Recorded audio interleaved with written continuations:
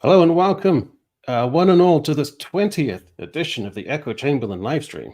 With my four guests, we've assembled a folly a sunk to help guide you through the clown show of modern entertainment. So to my first guest, YouTube has recently undergone a massive workforce expansion to cope with the heaving demands on video processing, data storage, and bandwidth, as my first guest channel experiences surging and rollicking growth, employees striving around the clock to lessen the pressure on the algorithm, the servers glowing orange, metal molten, wires crackling and snapping from their moorings like furious serpents spitting sparks, the lights often shorting out so that emergency workers see themselves lit up in hideous flickers as racks of intricate routing systems overloaded with JavaScript blow out, seeping acrid chemicals and threatening to engulf the entire YouTube headquarters in a vast conflagration. The CEOs in an emergency meeting having to decide whether to pull the plug on the whole platform, lest the growth of my guest channel becomes an all-encompassing singularity into which we are all assimilated, so that there is only Mr. Greg Owen. Oh crap! No, I was making a fun face and I forgot my. It's better now. That's fine. Can you just repeat it? Can we try it again? Just repeat that entire thing, because I'll do better. I'll do better. I swear. Thank you for having me. How are you, on, Mr. sir? Big Shot? What's going on? Thank you for the lovely introduction, as always. You are too kind and too articulate, and you make me feel kind of dumb, and I mean that as a compliment. Well.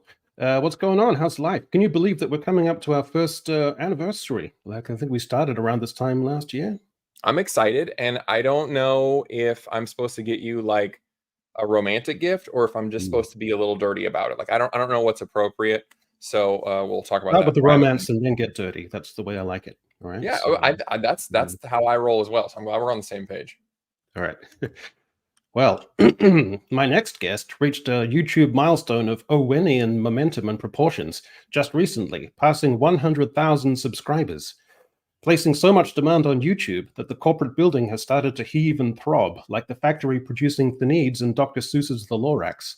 The Greg Owen singularity being usurped and displaced by the birthed star-child deity that is the nexus of all creation and destruction, the luminous quasi-galactic core that is the inevitable apotheosis of Despot of Antrim.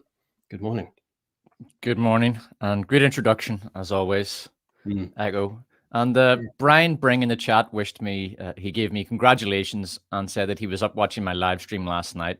So thanks very much, Brian. And anybody who's watching this who also watched my stream last night, thank you. And yeah, that went well, except for the 10 minutes my mic was muted that I didn't realize. But no one in the chat told you? They did, but I was so just carried away with my own thoughts, I didn't notice. What were you streaming about? I didn't even know you had a stream. I had to edit it because I have to edit out the muted part, and I need to make sure that the processing is finished. But I'll put it up once it's done. It was just a 100K live stream, you know. Q&A. Okay. Yeah, well, when do you get the thing in the mail? When do you get the big silver plaque thing? That is coming, so I think that'll arrive in a week or two. But given that I wanted to rip off the critical drinker's idea of giving little factoids about the year that corresponds to the number of his stream. So I think he's on like the year 2015, but we're on 20, so let's start at 1920. So 1920 might have been the worst year in US history, because on August 18th that year, the 19th Amendment was passed, giving women the right to vote. And so ended the great American experiment. Oh well, yeah. Any other factoids from 1920? Oh, I'm sure there's tons. Next time we got to do 1921 and come up with some good stuff and some good like film facts, you know, like of the old silent movies. All right. Well, on to my third guest. My next guest grew up in a rundown neighborhood in Essex, where even by the standards of that region, he was relentlessly mocked for his glaringly crass and chavvy working-class accent. Driven to desperate measures by the hostility and facing a lifetime of derogatory comments and winnowing opportunities, he devoted years to an obsessive routine of lessons in phonetics, articulation, vocal control, larynx exercises, mimicry of received pronunciation, eventually going under the knife to have his vocal cords replaced with strands of tweed, finally emerging as the reinvented, refined-sounding commentator the world now knows as the Little Platoon. Hello. Thank you for insulting me by association with Essex. My goodness. Backstory accurate? Half of it's accurate. Yes. Close enough. Yeah. Oh, what's going on? You must be, how are you coping with all this Rings of Power and Joker stuff? Like, it must be difficult for your intellect. Busy time. Yeah, busy time. Rings of Power is taking up pretty much all of it, but I've nearly finished with season 1. So then I've just got all of season 2 to go through, which will be great fun. Well, I like your spooky decorations. Yeah, it's spooky month. I had to do something for it. Well, excellent. Good to have you as always. Good to be here. Yeah. And now to my final guest. My last guest has less subscribers than me, and it's like, oh, thank fuck, somebody. He's a gaming expert, and it's wonderful to have him on. He is MugenLord. Hello, sir. Welcome to your debut on the Echo Chamberlain livestream. Thank you. I really appreciate it. I'm sitting amongst juggernauts right now. I don't know how to respond right now, but I appreciate you, extending your hand out, to have me come on this platform. So thank you. Well, like we were saying in the green room, you're hideously undersubscribed, and so everyone should go check you out because you're a great conduit into the farcical world of gaming at the moment, and you do great breakdowns. So I think everyone would benefit from giving your channel a spin. Thanks. All right. Well, since we've got the panel assembled, I'll go to here, and then I think we'll just we'll start off with, of course, with Joker. So stop me if you think you've heard this one before. Who's actually seen this film? I've seen it. Greg, well. Okay, well, you guys give me your hot takes. It sucked. You know what's weird is I never did see the first Joker movie. And that was one of those that everybody, I know everybody talks about how amazing it is. And like, oh, it's so great. You got to see Joker. And I never did see it. And so I knew I was going to talk about it last night. So I watched it this weekend. I'm like, all right, whatever. I watched it. And at first, I wasn't too mad because I didn't know how the first Joker ended. So I thought, okay, right. I know pop culture references. Joker kills people and then he kills Murray on live TV and then he gets arrested. And it's this spiral of insanity throughout the movie. And so the movie opens up and he's sad. He's in an asylum. And I thought, okay, this all seems pretty normal. And I didn't know where it was going, but it seemed okay. And then about halfway through the movie, I realized this really isn't going anywhere. And I don't know where it's supposed to be going because I haven't seen the first movie, but it just kind of meandered about for a while. And I thought, okay, we're going to explore this romantic relationship. And we didn't. And we're going to explore the aftermath of, Arthur's bloody week. And we didn't. We're going to explore perhaps the movement that he accidentally started. And we didn't. We're going, and then do you want to spoil it for everybody? Are you trying to go all the way? You can't spoil something this bad. Like, who gives a fuck? I thought it was the origin story of the Joker, and it isn't because he fucking dies at the end. And now I feel a little insulted because apparently now Mr. Phillips, is it Todd Phillips? Yeah. Apparently he's now out saying, haha, fooled you all. The first movie was never called The Joker. It was just called Joker. And you all thought it was the Joker. Joke's on you, you stupid fuckers.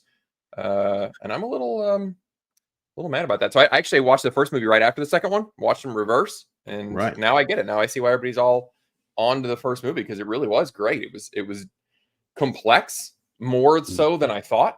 Really explored a lot of topics, very interesting, very nuanced examination of mental health and loneliness and men's issues. And it was great. And yeah, the second movie was a total waste of time that had lots of potential. I can think of lots of cool ways it could have gone.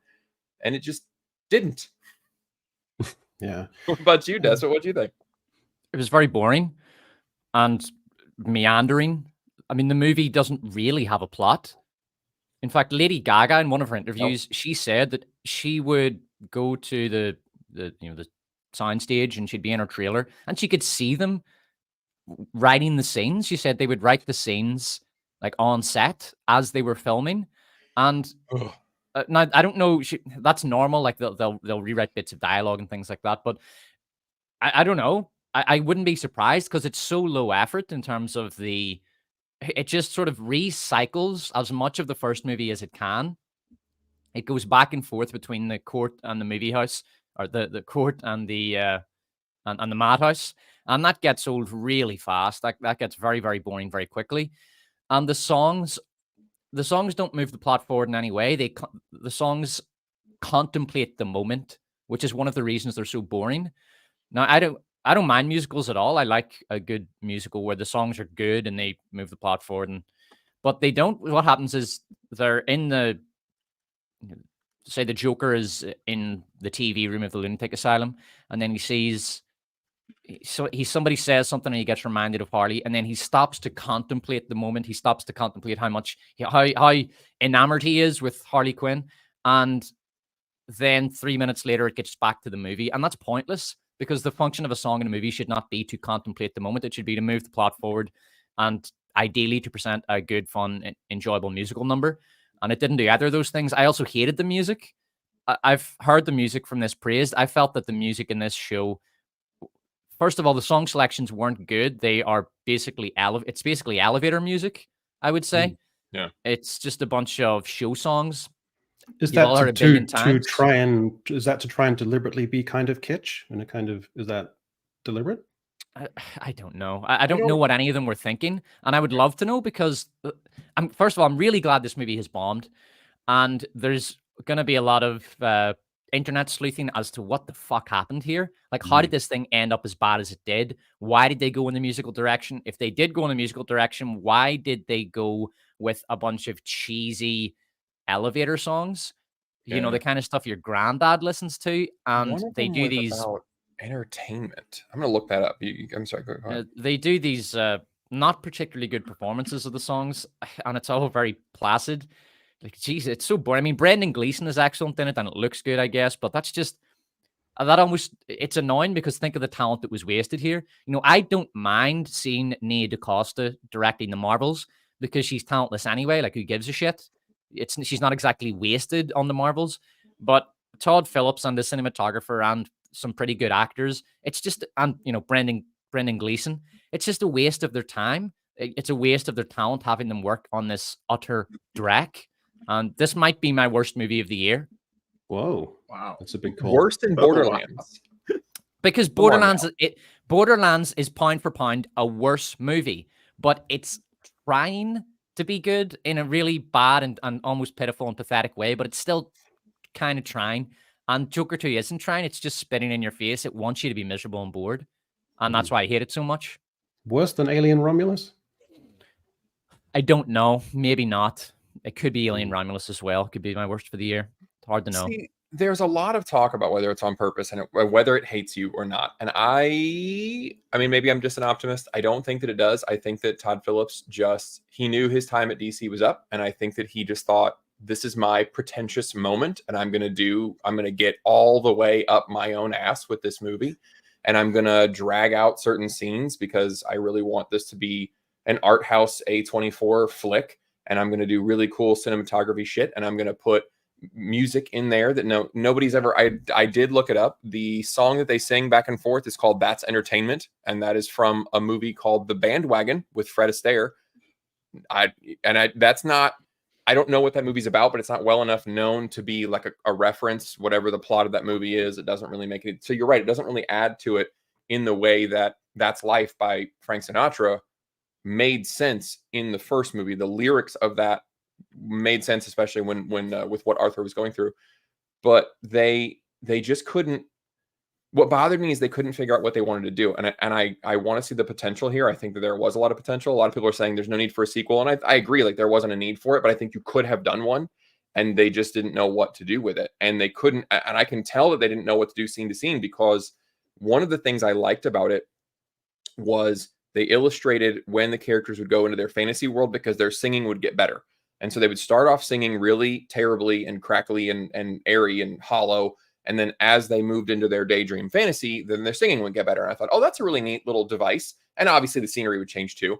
But the problem was that Lady Gaga would do it in some scenes, illustrating that she's crazy and is living this fantasy world. So she can't sing. And then she goes and she gains confidence and can sing, like as she's walking to the courtroom for the first time. So she's portrayed as being just as screwed up as Arthur and really just crazy. But then as the movie goes on, they also want to portray her as manipulative and knowing exactly what's going on. And she's the smart one that's actually leading him around. And they couldn't decide if they wanted her to just be kind of a nut, like the typical Harley Quinn, the Margot Robbie Harley Quinn that we've, the audience is going to be used to, or if they wanted her to be the smart, manipulative one in control, because they really wanted it to be Harley's story. And they couldn't figure out whose story they wanted to tell. Ultimately, it was somebody else's story that was never even on a fucking screen. It was lost. Well, Platoon, any thoughts? Have you seen this? I have not seen Joker 2, and I have not finished seeing Joker 1, which is why I haven't seen Joker 2. Right. So not too many thoughts about it, except that the more I hear about it, the more interested I get, just to try and work out, whether this was one of the most expensive fuck yous ever offered by any studio executive ever, or whether it is just a completely abysmal accident. And it's because I also want to be an optimist and say that, this was just an unnecessary sequel with too few story ideas. So they went with whatever, they threw enough shit at the wall and some of it sticks, and this is what we got. But judging from some of the interviews that I've sort of caught bits and pieces of, it does sound at least a little bit intentional in the deliberate undermining of something that was very well received. And it's odd to think as well that the director would use this as his sign-off piece, knowing his time at the studio was coming to an end, when you think, well, if he delivered the first Joker film and how tremendously successful that was, you would have thought he could do pretty much whatever he wanted. And that he would have pretty much a job for life, or at least a job for as long as his films keep making money. As a kind of a parting shot to a studio he doesn't like, this also seems like a slightly strange one to have done.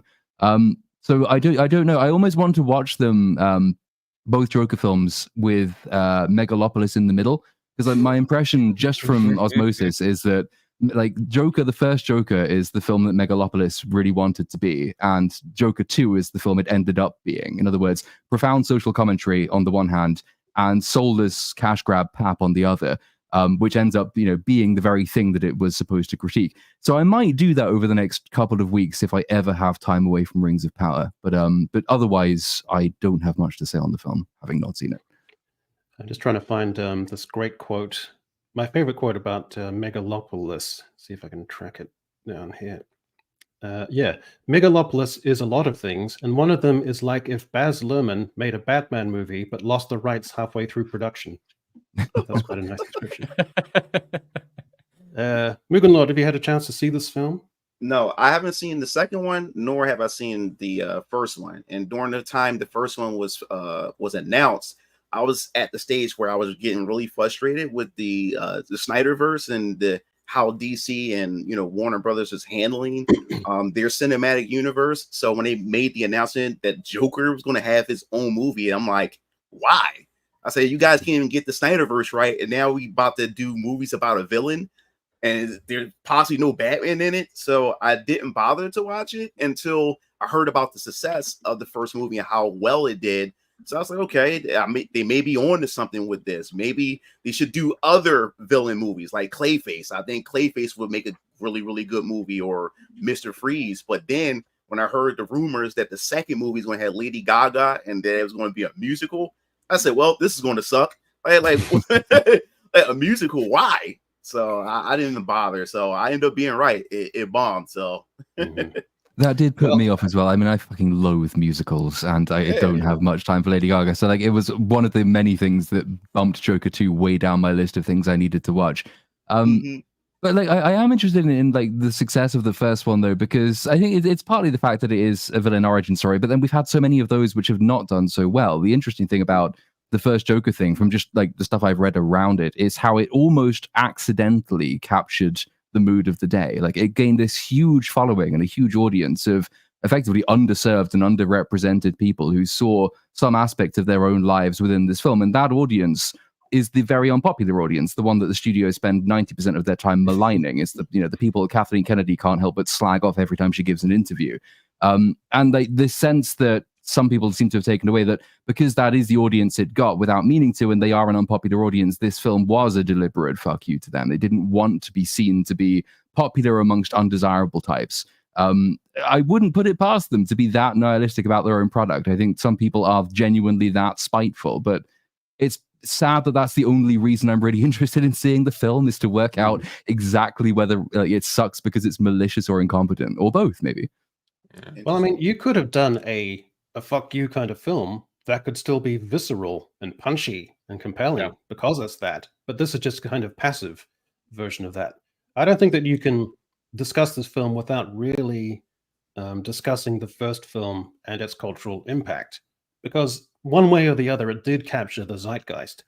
And it had a buzz to it because everyone knew Heath Ledger as the iconic Joker. And everyone was going, what?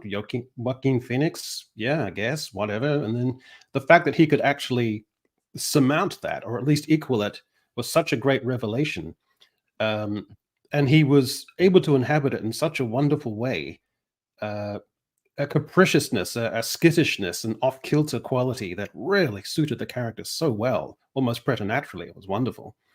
And there's my favorite quote about this. The first one is from Quentin Tarantino, and I thought it was so insightful. He's talking about how he thought the film was kind of one note, but towards the end, when Joker was on the Murray Franklin show, and Tarantino was saying that Murray Franklin, he's not a bad guy, he's just a kind of asshole David Letterman type. But the film makes the audience, Tarantino said, want the Joker to kill Murray Franklin. That there's a little energy there that goes through the crowd. And I thought that's such a fascinating thing for a film to achieve, is for collectively the audience to kind of will and want that to happen. And I thought that was amazing. So it was a great film. Totally unique, a total one-off. Joaquin Phoenix, I think, in a superlative role. And so it does the horrible thing, this new film, that all the things you'd given the first film the benefit of the doubt over, you now in retrospect no longer give the benefit of the doubt to, because you've seen this new film and how underwhelming it is and all the cracks. So it undermines your estimation of a previous film that you liked. And I hate it when a sequel does that. And so that's what happened. I also think the courtroom thing is a clunky, hackneyed kind of framing device. And if you're going to do a musical, they could have lent in and done something like Cabaret from the 1970s, where you've got actual good songs. And rather than have the outside culture kind of inert, within something like Cabaret, the culture is shifting. There's something portentous going on in the background while all this madcap cabaret is going on, which is sort of doomed and coming to an end. You infuse it with some kind of energy like that, but instead you just have this film which is so inert, such a waste, and such a big pointless disappointment with all the huge budget and the great star they have. So it ended up doing worse at the box office and in terms of its ratings and cinema scores than Morbius, The Marvels, Eternals, and The Flash. How the fuck do you manage that? What?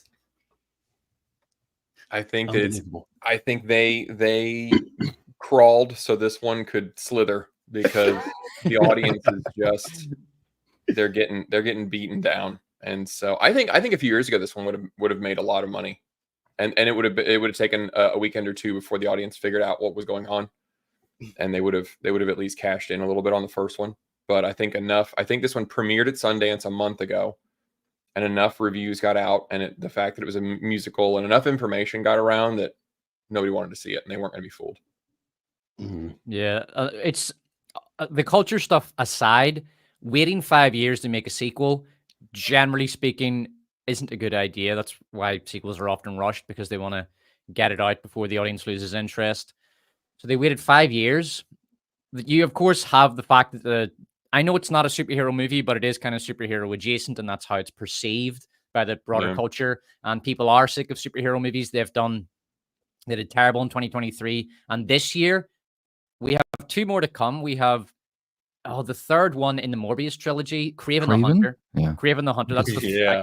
I'm really looking forward to that. Right. It's gonna be great. Bring it on. That one, So that good. one, that one must bomb. And I have a question for the panel. Does anyone here expect Venom 3 to make money? No. No. I haven't seen the first two. I'm not gonna see I think You do? Didn't the last two also? I mean, I don't even know until it gets mentioned occasionally on a panel. I keep forgetting Venom is a franchise that exists, but I think I'm right in saying that both of the last two did make money. Even the second one, which I don't think was that well received, made money. I think. It's sort of like it's one of those franchises that sort of ticks along in surprisingly good health, even though nobody with any taste admits to having watched it. Yeah, that's exactly what it is. It had that. The second one had that cool Eminem song. People like the lead actor guy. It suffers from its rating, like they can't show any blood or gore. So heads getting eaten kind of get shown off screen or whatever. But it ticks along, muddles along that franchise. So yeah, I think it'll make a little bit of money.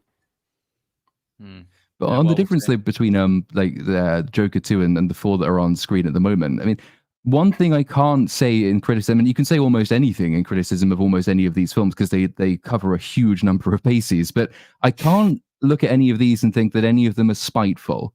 And I think that's the difference. Joker, the first one, is popular because it has a message that resonates. It's a thematic movie, and it gains a following because of what it has to say. Undermining what it has to say has given the impression that it is not just incompetent, but it is actually quite spiteful. Whether or not that's true, the impression has been taken by a lot of the audience that is the case. It doesn't like the audience, whereas these films, they're just really, really shit for various funny reasons. So I can see the audience score being lower for Joker 2 precisely because people are more personally offended, I think, that something they really liked has been lost. Whereas nobody liked Captain Marvel for all the money it made. Nobody gives a shit about the Eternals. The Flash, I know people who enjoyed it because you can. I don't like the phrase, but switch your brain off and you can enjoy the cameos. And Morbius was just a meme film, so there's no real standout reason to actively hate any of these things because they don't actively hate you, except insofar as they think you're a moron. Whereas Joker apparently thinks you're a bad person. But imagine making a film that's so bad that Ezra Miller watches it and feels like he's got a spring in his step and feels a little bit vindicated and go, yeah, maybe it wasn't so bad. Well, I'm not so. That's so I mean, awful. if they based Joker 2 off Ezra Miller's personality and antics, that might have been actually quite a good film, like so reckless and bizarre. It would have been interesting. I think I did that when I reviewed the Flash movie. Like the first 10 minutes of my thing is actually like the superhero origin story of Ezra Miller, just sort of running around the world trying to escape the police. Oh, yeah, I remember that. He goes from a single person to a plurality of individuals. Yeah, that's the one. He's they instead of he. That's right. Oh yeah, guys, we can't say he in reference to Ezra Miller. We must respect the pronouns. Oh, well, we know that because of how agitated he was in the footage of him in the back of a police car, where he's insisting drunkenly to the officers that he be referred to as they them. Yeah, I'm also supposed to call the director of Dragon Age she, but I'm not going to fucking do that either. So, who's the person was supposed to refer to as professor? Was their pronouns in the gaming world? I think it was. You can do that. You can just you can make up new ones. Yeah, I don't know. Anyway, Joker. So Folly bombs with 40 million opening after receiving D cinema score. So all those 4 previous things I showed you had a higher rated cinema score. Crazy. And this is with a guy who, for his previous outing in this film, won the Oscar for Best Actor, and then you do the sequel and you get a D cinema score. Incredible. I mean, the D cinema score is coming from people leaving the theater profoundly disappointed because that's how they collect that score. I think they literally wait outside the theaters and then they collect people's thoughts, and people were giving it a D because I was reading that this is a massively walked out of movie. A lot of people walked out of this because they were so fucking bored. Because like, all the culture stuff aside, and the fact that this movie does seem to hit its target audience aside, it's just really boring. Yeah. I mean, I took the musical numbers as a cue to get up and take a piss when I was in the cinema. I was switching off, and I was thinking, man, if I wasn't doing this professionally, I could see myself walking out. It was so fucking boring. And I was hearing reviews from YouTubers who said there were 3 people in the cinema, like Jesterbell. She's a pretty good small channel, but she's good. She's very heartfelt in her reviews. And she said there were 3 people in the cinema, and one of the guys got up and left. And that's so that's the dispiriting, kind of movie that it is. So they're leaving the theater, and the quotes that I'm reading are things like, "What the fuck was that?" Or that was incredibly boring, and they go out really disappointed. And I don't know, man, this might be a worse movie than Morbius, and because Morbius, it is a meme movie, and it is trying to have a fun time, but Joker just isn't. It just wants to be miserable and boring, and I would rather watch Morbius. I wouldn't watch the Marvels before I watched it. I'd rather watch this again than the Marvels, but I would rather watch Morbius than watch this again. You could have, if he wanted to go with the deconstructed Joker thing, like if he really was mad at the audience, you could pull that off and still make a good movie, because the reason it's boring is because the entire movie is them just going, the Joker's sad, and he's just a sad, miserable piece of shit. The guy that you like, he sucks. Look at how sad he is. He's just moping about. Look at him. He's just shuffling around. And like half the movie is that. So of course it's boring. And like I was thinking today, like what would I have done different? And if I really thought, man, my audience is full of shitty incels that I hate so much, and I just want to stick it to them, like, okay, great. Make the Joker, like, he fills this role. All these people in the streets look up to him. He's this cool figure, and make him like an Andrew Tate, where people look up to him. Right. And yeah. Good idea. The terrible things that are happening because of his influence, like the 12-year-old boys that are like, yeah, fuck bitches, like things like that you see, and make the Joker, if you're wanting to make him look terrible, you could do that by showing his influence on people and then deconstruct it and be ironical about it. Yeah, exactly. And then in the end, when one of the people finds out that he really is just a sad sack and they stab him to death, it would actually make sense then, instead of just being a random gotcha in the last 2 minutes of the movie. Like, you could still come up with a passable story that makes sense and shits all over this character if that's what you want to do. And it was if it was spiteful, it was spiteful and lazy. It was just God. I'm really looking forward to the behind the scenes stuff on this. I would like to know what happened. How did it get this bad? That'll be a fun story, I think. Yeah. All right. Well, that's enough of that. This was interesting. The Rings of Power on verge of season 3 renewal by Amazon. And I thought that's just a nice little interesting shift in perspective. So instead of going from, yes, we're locked in for 5 seasons, this is our juggernaut, this is our prestige television show, all the way to this little shift in tone on the verge of season 3 renewal, which suggests that there's a little bit of dilly-dallying, a little bit of maybe uncertainty. Very strange. I haven't reached the end of this season because I couldn't. I flagged out. I gave up. So Platoon is Sauron got the hots for Galadriel and wants to give her a pash, or does she want to give a pash to Elrond? I don't know. That is partly the case. She definitely has the hots for him, so much so that it actually saves his life at one point, like the end of episode 8 of season 2, when they're fighting again and they're having basically the same conversation as they ended season 1 with. You know, he's trying to recruit her to be his queen, and she says, "I don't want it." But then he's as Anatar in that scene, and they're having a sword fight, and then he hides behind a rock, and he comes out, and he's this dashing brunette Halbrand, and she just loses it because she's a simp, and he survives because she really likes brunettes, I guess. She has the actual hots for Sauron, and this is confirmed by, is it Charlotte Brandstrom, I think, is the writer and or director for most of a lot of this season, who said that, yes, well, obviously from season 1, she was very much in love with him, and so, you know, it's understandable that when faced with actual Sauron and having the chance to kill actual Sauron, she got the hots instead. It's comical. But then, of course, you also get, Elrond smooches her, and she seems quite into that, and I'm sure they'll ship some other people. She'll probably shag Arondir at some point in season 3. That's just what it's written by, like, hormonal 13-year-old girls, I think, and it shows. Is the thing. This is driving me crazy. Is that it's this Hollywood, California thing where no matter what the context or the show or the IP, it's all about, are the characters, are they vibing? Like, sexually, do they want to fuck?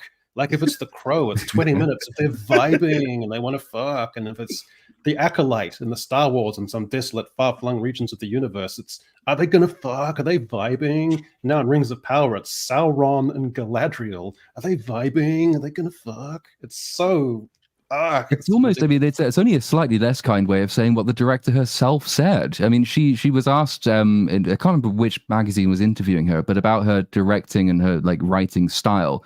And we've criticized her because spent ungodly numbers of hours on EFAP talking about the show. And one of the criticisms, minor criticisms, is that there are so few establishing shots, so it's very hard to work out what's going on, where it's happening, what time we're set in, all the basic things you need to make sense of your events. But she says that she begins with lots and lots of close-ups on characters and then tries to expand out because she thinks that the key to any scene is whatever the personal thing happening in that scene is. So until you've established that, you can't establish anything else. And that impacts everything from the way she writes scenes to the way she films them. She films something very close and she gradually pulls the camera back. She writes a vibe scene and then she gradually expands the script, and then you're supposed to make sense of everything happening around it. But that's not how you write a sensible story, because vibes are something which are contextual. They don't provide the context. You need to actually have these events taking place somewhere, and they need to be between characters who have established motives and relationships, and they need to be stakes involved. All big picture stuff that you don't get by just focusing on two people smooching and then panning out to someone teleporting across a battlefield on a horse again. It's the opposite of what good camera work and direction is. Standard direction camera work is you start with an establishing shot with characters, and gradually the frames sort of begin to zoom in and move in upon the characters, so the stakes become more interesting as you frame them closer in relation to each other. But I guess they just wanted to start the opposite way because of the vibe, man. Jeez, well, that sucks. I think vibes is probably the reason for this headline as well. I very much doubt there's any doubt from Amazon's part about renewing season 3. I think they probably realized that you can only announce a 5-season deal once, and that means you don't have the chance to have positive headlines about renewed seasons. So what they've effectively done is tried to forget the fact that they've already committed to 5, and they're using this kind of headline to drum up enthusiasm. It gives the impression that the show was really popular and it did really well because, hey, we've renewed it, even though you were always going to do 5. Same thing with things like Velma being renewed for a second season. It was almost certainly agreed before season 1, but they announced it as a renewed season because it makes people think that people actually watched it, which in the case of both Velma and Rings of Power, they didn't. Yeah, but look at this byline. In the wake of its second season finale and strong ratings, the fantasy epic is very close to getting a pickup. I don't know what's going on there. I love when they editorialize in those. They talk about like a show being, Agatha, the most anticipated show of this season. Like, by whom? What the fuck are you talking about? Greg, I need to launch a full-on attack against you. I need you to stop saying that show was mid. Like, this is how bored I was with Agatha. I was in the middle of watching the last episode of Agatha. I stopped to watch Rings of Power. That is how fucking bored I am of Agatha. It is awful. It's not mid. The third, I thought the third episode, I watched him at 1.8 yesterday, so I was just trying to get him in because I thought we were going to talk about him yesterday. So I was kind of cruising through them while I was doing other stuff. So that might have been part of it. But I thought the third episode was all right. It had a point. The fourth episode, they did like a 70s thing, and they're trying to theme them. And yeah, it's going downhill. I was optimistic for it, but it's not getting good. Although I think quitting that for Rings of Power, that's a stretch because I haven't watched any more Rings of Power. I just refuse. I can't do it. Maybe it's because Agatha is only 25 minutes long and Rings of Power is like 70 minutes per episode. Well, you're a $1 billion prestige show, and you're just eking out a win over Jailbreak Love on the Run. So here's where you're at. So that's not looking good. I don't always, Oh, Jesus. Yeah. So that's where we're at with that show. God damn it. All right, this is kind of weird. Studios are assembling superfan focus groups to assess various materials for a franchise project to avoid social media backlash. They will just tell us, if you do that, fans are going to retaliate. If it's early enough and the movie isn't finished yet, we can make those kinds of changes. So it seems they're doing anything they can possibly think of to just organically create something good and put it on the market. They come up with when they say super fans, are they referring to like the Rings of Power super fans? Yeah, so they can save Sauron. They can save him. Are they going to find these super fans on Twitter? Good question.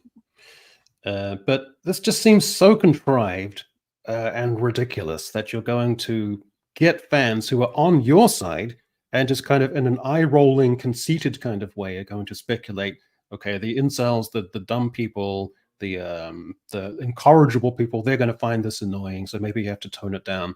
So not only is it conceited and contrived, it's also mean-spirited, and it's also anti-creative. Like if you're having to do this at a back end of a product, then what does that say about your product and your social milieu and your connection to a mainstream audience and the fan base's demographics? So very depressing stuff. But maybe, who knows, they might actually tone down some of the stuff. But then again, it could be bad for our videos because they'll take away some nice little nuggets that could otherwise have been quite good. You know what? This doesn't sound like anything new to me. It just sounds like test screening, which is what they already do and have done for decades. Like. Yeah, and it's very demographic specific. The position of the studios is public. They've restated it over and over again. Studios themselves have said it, their actors have said it, their fans have said it. If you make criticisms of what we're putting out, and if what we're putting out is in any way diverse, then your criticism is based in prejudice, bigotry, and hatred, and you're not a fan. So that they've already screened out the people who might give them useful information because they won't admit people who will criticize them. So I don't see this changing anything at all. I think what they'll do is they'll just wheel it out as kind of press material and say, look, the Superfan focus group informed us in our selection of like canonical material to completely botch in the next season of Ahsoka or Rings of Power or something, the kind of thing they always do. And all of these people, I mean, Rings of Power has been doing this with like it did the unfortunate Superfan focus group, which Amazon then deleted because it was just a bunch of like insufferable people simping for Sauron again. But Rings of Power has since done that thing where, you know, it finds pliant, quote unquote, Tolkien scholars to do little interviews behind the scenes. The last one I saw was the guy who apparently has his own channel and apparently he's a Tolkien scholar, who led off by saying there's no such thing as canon in Tolkien. And if these are the people you're getting to give you advice, then fucking sack them. Just hire one competent writer.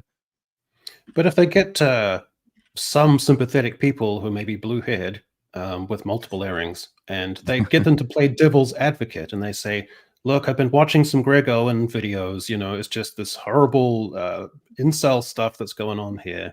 Don't get me started on Despot of Antrim, you know, it's horrific. Makes me nauseous to think about it. And they get these people to say, okay, so what if you play devil's advocate, what are these people going to say and what are they going to be fearful of? And in a way, it's kind of self-congratulatory for them because they get to do a kind of ironic end run around the product because they're so clever. I guess that's what they're going for. I mean, it would be clever of them to actually take meaningful advice. I would agree, but you don't need this sort of thing there. I mean, I think I retweeted this on Twitter, and they pointed out, you know, Andor is probably the best Star Wars production to have come out in decades at this point. You know, it's head and shoulders above any of the sequel trilogy films. In terms of its self-contained quality, it's better than the prequels by a significant margin. It's more consistently good than Return of the Jedi is. Return of the Jedi has brilliant scenes in it, but it's a very inconsistent film. So it's a consistently brilliantly written thing, but it's written by a guy who's self-professed not the biggest fan of the franchise, and he didn't require a focus group. He just had access to Google and talent. And so he used those, and he turned out a very more than competently written show. Not everybody's cup of tea, but nevertheless, you know, objectively high-quality stuff. Just hire a few decent people who are not motivated by bizarre socio-political concerns or who haven't been over-promoted because of their gender, and then you will probably find that you'll turn out better scripts. But until you do that, you can have as many superfan focus groups as you want, and it's not going to make a difference. Mm-hmm. Yeah, I have to say, I'm not a fan of this. I think that if you're a creative, the last thing you want to hear is that we're going to feed your scripts, or if you're in the case of the filmmaker, we're going to feed the movie through a superfan focus group before we finish the final edit. You're really not going to want to hear that, because it just takes more creative control away from you, and it creates another filter, or at the very least another excuse the studio can use to make changes. So I don't think this is a good thing at all. Yeah. Well, a lovely little thing here. I'll put this on the full screen because I like this. This is an actual article put out by an actual major outlet, and it was so poorly written that you can deconstruct it sentence by sentence. The Acolyte was cancelled due to low viewership, and yet the show remains one of the most talked about in recent years. It's been impossible to separate the fate of the show from the racist backlash that it received. No, it's entirely possible to separate those two things. And now, Acolyte cast member Jodie Turner-Smith is speaking out. In short, the actress is mincing words, not mincing words. She's mincing words, calling out Disney for apparently not standing up for the show and its stars. Jodie Turner-Smith played Anastasia, the mother of the sisters, played by star Amanda Stenberg. The actress recalled being quite excited when Stenberg handed her a literal essay about her character, so that the two would be on the same page regarding how she was planning to play the role. Turner-Smith also hyped up Stenberg while speaking with Glamour magazine, praising the actress's dedication. I've never worked. I'm struggling to see this thing, so I'll put it back on the thing. Yeah, I've never worked with anybody who handed me an essay on their character. The Virgo in me was just like, yes, I'm living for this. So that's the standard of sophistication. What a perfect summation of the type of people involved in modern Star Wars. The Virgo in me was like, yes, I'm living for this. Oh, Jesus. That's where we're at. Yeah, that's where we're at. I have to say, though, I have a soft spot for this woman because she gave us that beautiful yes meme. And that thing is just, it's wonderful. That's going to become like a meme on my channel. You know, every time there's some wonderful update for a modern audience, I'm going to have that audio playing in the background. Yeah. So here's where we're at. Okay, toxic fans. And I got to thinking, who is the actual toxic minority? Is it the dude bros incels who complain all the time and get vicious online? Are they the toxic minority? Or is it the social milieu of California-based people who are kind of out of step and disconnected from the rest of the culture, who are given the keys to gigantic IPs and properties and somehow managed to make them so withered and winnowed down to where they get virtually no audience despite having their built-in appeal? And there's such an incredible disconnect where they can get to the point where if it's Concord, you've got scarcely more people playing live than there are watching this stream, you know, and that's like 8 years of effort. And if you've got the Rings of Power sinking down to 39%, then in terms of outlook, socio-culturally, who is the actual toxic minority out of those two? Despot, go. Well, I certainly with the acolyte, the Disney Star Wars fans disgraced themselves because who was it who was getting death threats? Was it Star Wars Theory? Maybe. Yeah. Probably. Yeah, so he was getting death threats from the Disney Star Wars fans because he was opposing the acolyte. And I keep hearing stuff from Jodie Turner-Smith about the racist backlash, but I never seen any criticism that was based in race, or even nobody was really even criticizing the show for being as racially diverse as it was. The closest you could get was a few people, including myself, that criticized it as being performatively inclusive and very obviously a DEI showcase that sought to exclude white men in a very artificial and inorganic manner. And that was it's very jarring and immersion breaking. But other than that, nobody had any problem with any of the race, the gender of any of the characters. So I keep hearing it repeated. It's kind of like the, Goebbels' theory of propaganda. The big lie. If you repeat a lie enough times, loudly enough, eventually people will believe it. And this seems to be their tactic with the acolyte. If we just keep saying that the backlash is racist without providing any evidence of this, eventually it will become true. And it won't. You can repeat that as many times as you like, but you do need to provide some evidence. And I have not seen one single piece of evidence of a racist backlash. Amanda Steinberg said she received online racist abuse. She did not repost it. She didn't post any receipts. I've not seen anything, but I have seen horrendous behavior from the Disney Star Wars fans. They gave death threats to Star Wars Theory, and then they went online and they started this campaign in which they basically purported to represent the entirety of the Star Wars fan base. Like they didn't say, we, this little group of wankers on pronoun Twitter, demand that you delete these YouTube these YouTubers' livelihoods. They said, we, the Star Wars fans, demand that you stand up for what's right and demonetize these channels. It's like, you're going to try to demonetize the channels. This is fucking sociopathic. These are people with kids. They're trying to support families. This is their job, right? And you want to make them fucking destitute because they don't like a show that you liked. The Disney Star Wars fans are a disgusting, horribly toxic fan base. Not the so-called incel chuds. Yeah, so Platoon, there's one thing you said a while back that always rattles around in my head, which is this notion you had that these progressive types, they have the mindset that they're ideal and virtuous and head of the curve and not political, and everyone else who disagrees with them or is on the other side is being political, and they can't get their head around the notion that they are also an equally political. And so that's that sense they have ingrained, imbued within themselves, of that their ideal and other people is political, is a point you made a while back that still stays with me. And I think that if we're talking about who is the actual toxic minority socioculturally here, who would you say? Yeah, I mean, I think Despot makes a very good case for the Disney Star Wars fans being the toxic minority for all those reasons. I mean, it's not just a progressive thing. I mean, it's an ideological thing. All like very dyed-in-the-wool ideologues think that, you know, they are right and good and their opponents are evil and political. But you do find a difference across political lines as to the kind of the moral quality and the moralism of the thing. The old trope is basically true that the right tends to think left-wing people are wrong, and the left tends to think right-wing people are evil. And that comes across, I think, quite a lot in fan debates or fan arguments and things like that, attempted cancellation. No one of the apparently toxic channels that was mentioned in that cancellation campaign has ever called for anyone involved in the cancellation campaign to be cancelled. We don't think they're evil bastards, although I actually think they did cross a line from just being wrong to being evil in some of the antics that they displayed.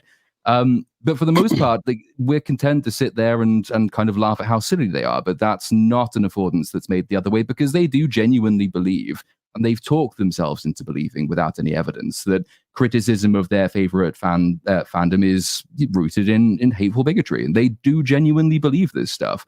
And they're locked in an appropriately termed echo chamber, which reinforces this belief, and there's no one really that can tell them they're wrong because they are so moralistic about it. If you try to make the counter argument, they will immediately lump you in with the worst kinds of people who are not to be listened to. And they unfortunately reveal their own standards for evidence, because they accompanying that cancellation campaign, someone had put together a video of things that, you know, Ryan Kill had said and Gary from Nerdrotic had said, and I think I was the last clip in that video from an appearance on FNT when it was Amanda Stenberg's bizarre diss track dance thing that went on, during which she said probably more racist things than any of the channels being accused of, you know, accusing basically all white people of being racked with guilt for the oppression that they've enslaved her ancestors with over the course of centuries. This half Danish woman, by the way, who owes my people reparations for what they did to England. And I said, I'm not racist, but I am in favor of oppressing whatever the fuck this is, referring to the dance. And that was characterized by the person who made the video as calling to oppress black people. It's like, you have to be insanely bad faith to read it in that way. That's your standard for evidence, that's what you think racism is. You have tricked yourself into thinking that something that was nothing to do with race is about race, because you are locked in a purity spiral which demands you find the worst possible interpretation of other people's words. It was quite funny, also quite I don't very often get angry about things I see on Twitter because it's Twitter, but the gall of the people who could do that and then the day after go back on their own accounts and say, I just focus on the positives and the nice things, unlike them. Like, fuck you. You can't do that the day after you try to make people unemployed and homeless. That is sociopathic. They have the sense of leading by example socioculturally, that they're ahead of the curve. And so any dissent they can attribute to being a kind of cultural lag, that the culture hasn't caught up to them yet, so they can attribute it to that. So if a show or series succeeds, then they're right. And if it fails, then in an abstract way, they're also kind of right, because they might have been too ahead of the curve for the rest of the culture to catch up. So what a world of martyrdom and abidance they live in. When writers self-insert, it it blocks the viewer because it makes it harder for the viewer to inhabit a character if they feel that the character is clearly a self-insert. So it becomes a kind of blocking there at an abstract level, like a hogging for their own drama of self-realization. And gender or race or other swaps have come to feel, for a lot of these people, like a kind of originality, like they are doing something new. So I made the analogy in my last video that they couldn't build the house, so they became fustily obsessive about changing the furniture and the decor. That was my perspective on that. But yeah.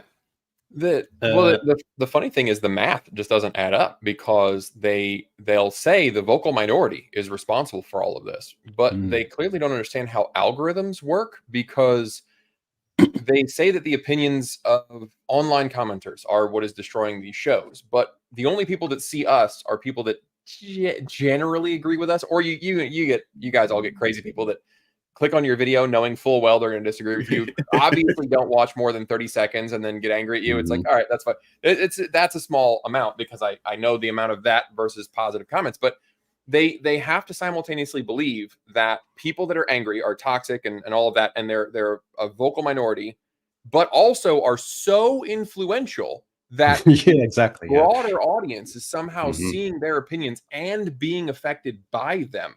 So when I make a video crapping on some show, apparently it's so influential. I'm kind of flattered. It's so influential that millions and millions of people are somehow affected by this.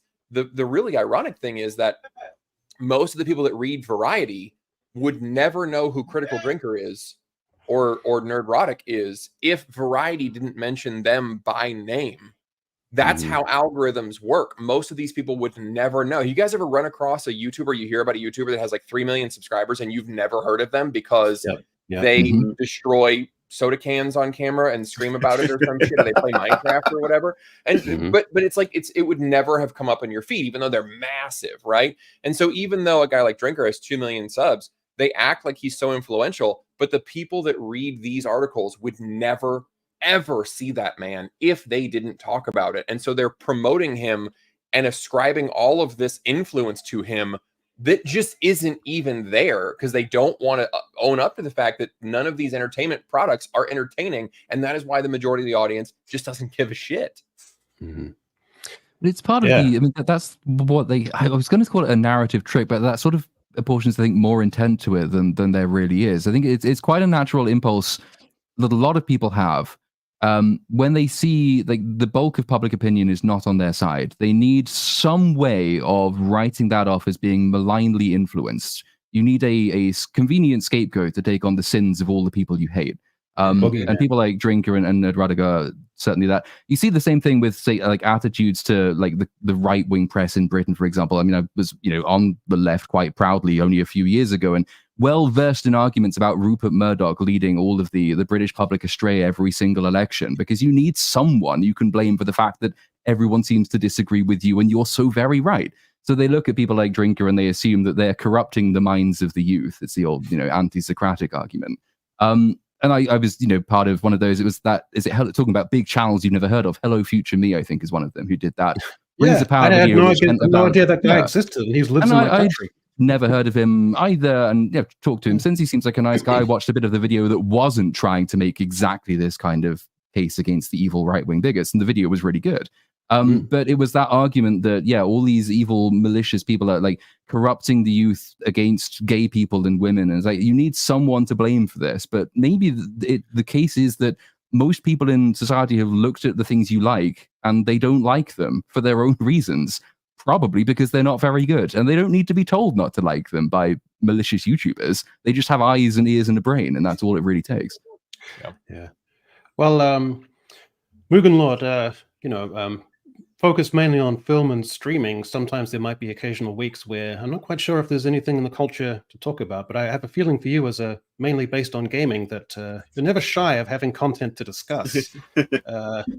I mean, look at the stuff on the screen. Gaming wasn't really on my radar, but it's just come onto my radar because it's so cuckoo bananas in the last couple of years. Just look at the stuff on the screen and the chaos of it.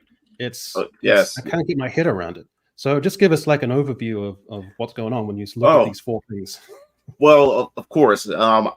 the interesting thing is all 4 of these games I covered on my YouTube channel. I think the one that really stands out the most is the interesting case is Dustborn. I call it the DEI Avengers. My whole thing is when it comes to this whole culture war aspect, when it comes to gaming is just as a whole plethora of different genres. And as far as developers are concerned, I always said this: if you want to create your own game that's focused on these social aspects, then go ahead, make these games. My issue is when they take these games or they take their messaging and put it into existing, IPs like Tomb Raider or Assassin's Creed and everything like that. But when it came to Dustborn, this was an original game. And this was actually the actual big test to see if the modern audience can actually exist. And the interesting part about this is too, the European government also financed and put money into it as well. The Norwegians. Yeah. And I said, okay, this is an interesting thing we're going to see here, because this is a test to see if the modern audience actually exists and these people are going to come out and actually support it. And I covered it on my channel, did like 3 or 4 videos, and it finally came out. And I already predicted it was going to bomb. And it did exactly that. It bombed, And then when you look at Concord was another interesting situation, because this was another game where Sony was buying up a bunch of different IPs. And now Sony's going, we're going through this cultural shift within the industry with, ESG, DEI, and everything like that. And when it came to Concord, it was rumored that they invested $400 million into this game. $400 million. And they said that this was going to be their Star Wars. This is like within the studio itself, within the studio saying this is going to be our Star Wars. They had all these campaigns. They even there's an upcoming Netflix series that's coming out that covers these different video games. And Concord wasn't even out at the time yet. And Concord had a slot on there because they wanted to make this a big universe, a big deal. And the main issue about it was if I want to play a video game, I want the aesthetics. I want the game to actually look good, to at least pull me in. And if once I put the controller in my hand and actually play the game, then I decide whether or not I want to, invest and sink my money into it. But the character designs was horrible. And then once we started finding out that, we had the characters have pronouns and all this other type of stuff, the writing's on the wall. And when it comes to Concord 2, the main issue is as well is that the developers always have a problem where they constantly keep arguing with the fans. They arguing back and forth with them. Why wouldn't you want to play what looks like a steampunk Angela Bassett in red glasses, or a gigantic fat lesbian in puce lipstick? Why wouldn't you want to play those characters? It's just horrible. And the thing is, there's so many other companies that did it right as far as diversity is concerned, like Overwatch. Overwatch covers a whole wide range of characters, but the aesthetics is very pleasing and everything. But Concord just clearly messed that up. But the developers, they have this habit of always going in. If you disagree with them or you don't like the game, you're either a racist, you're either a bigot, if you're a straight white male, then that's an issue as well. And they sunk their own game, because if they weren't doing any of that, and if the character designs were appealing, people at least would have gave it a try and then took it from there. And then when it comes to Assassin's Creed, I feel sorry for the whole Assassin's Creed situation when it comes to Yasuke, the Black Samurai, because I heard of Yasuke, when I was a little bit younger, hearing about a Black Samurai. Right. I said, man, that's pretty interesting. But there was so much mystique, and it was like he was a very mysterious character because we don't know much about him in the the historical books. But now that I said if we ever get a game featuring him, plus he featured in many other games before in the past. The Japanese use him as folklore and many other titles, and even in anime. If you look at Afro Samurai, that was pretty much like a fictional telling of Yasuke himself and everything. So people didn't have issues with a Black guy being a samurai. It's the fact is that they try to pass it as this was like actually historical fact when we don't know any information on him. And since we're in a more polarizing, cultural shift within the gaming industry, this was the worst time to put Yasuke in a game, and especially when Assassin's Creed, people was asking for an Assassin's Creed game that focused on Asian culture. And then they finally got one. Instead of having an Asian male and an Asian female, they got rid of the Asian male and put a Black man in there, so people were upset with that, because when you look at all the other Assassin's Creed, everybody had a male and female counterpart that matched their region. But then you get to Japan, when you finally got Asia, they got rid of the Asian man and replaced him with a Black man. So that's what caused a lot of issues. But the moment you try to call that stuff out, Do you think they could have had him in the game, but as a kind of ancillary character or a side character? Would have been really cool. They did that in previous games where you would have a historical figure. They weren't the playable character, but they helped the main character in some way, or they played some part in the story. But they didn't even follow that formula when they decided to come to this game, you know. So that's what caused a lot of issues. And now, what the funny part about it is, when many people started breaking down the trailers to Assassin's Creed, they started noticing that, you know, these guys are trying to be Ubisoft, the company. You know, they trying to push emphasis on diversity and inclusion, but they mix the Asian cultures together, because you had Japanese people come in and say, wait a minute, those lanterns in this building right here is Chinese. It's not even Japanese. So they've taken things from different eras and stuff. So they were pretty like ignorant to the whole thing. But for the sake of diversity, they had something from Hiroshima. It was really weird. They got that messed up as well. Yeah, it was just freaking crazy. But then when it comes to Star Wars Outlaws, that was another case to where, you know, everybody, I'm cool with a female protagonist. Like, I mean, most of my favorite characters are female characters, but the problem is she's nothing but a gender swap of Han Solo. She's literally a female Han Solo. And then when you look at the actual actress who they based the character model off, it's like night and day. The character model looks hideous, but the actual female actress, she's a beautiful looking female, you know, and it doesn't even match up. And then when you look at her, she looks androgynous, even down to her, you know, her body structure, the way she sways and the way she moves like a male character. So you can literally just pop her face off and put a dude on there and you wouldn't even tell the difference. And on top of that, it's just a bad game in general. So yeah, they got they modeled her from one of the actresses from The Witcher. Is that correct? No, that's the Unknown 9. That's Unknown 9. That's another game that's going to fail. Like, and that's why I think 2024 it's an interesting year, because a lot of these social political games or these DEI games that are like these major projects that they're trying to push, a lot of them are failing. And I'm loving seeing it, because now can they stand on their own? And obviously they can't stand on their own. So hopefully, you know, this wake up a lot of developers within the industry itself, and they look at it and say, hey, maybe we need to, you know, pump the brakes for a bit and like regroup and just think about how we're going to move forward with this, because obviously it's not working. So we just have to wait and see. It's just interesting. What did you think of Despawn's skill or talent or power, where you can use language to defeat your opponents? I thought that was quite impressive. I have a quick question for you, MugenLord. Because Assassin's Creed has been delayed. They put 2025 as a placeholder date, but it's obviously it's going to take a lot longer than that. There's no way they can fix this thing by spring 2025. But do you think that they're going to redo Yasuke and just have a new protagonist in there and maybe move him to the side, or are they going to have to? No, the way game development works, there's no way you have to change the entire game, because however he plays a major role, so he's the main character. There's no way within these next couple of months they're able to actually take him out or restructure everything. I think it's just, I don't know. I just think it's a way for them, I guess, for their financial statements, and plus, you know, a lot of people were complaining about, you know, the glitches that was in the game, and also when it comes to like the historical like artifacts that's in the game that's like incorrect. So I have a feeling that's what they're trying to do, trying to at least like correct some of those things. And not just that, there's rumors that Tencent, one of the biggest Chinese game companies on the planet, that has over 200 like companies that they bought out. So there's a rumor that their Tencent is going to buy Ubisoft. So I think this is another way to like fix things up to make themselves look good. So for the company, so when they come in and just swoop them, they can just acquire them and stuff like that. So we'll have to wait and see. But I have no hopes for this game at all. No hopes for it, and I don't think they have hopes for it either.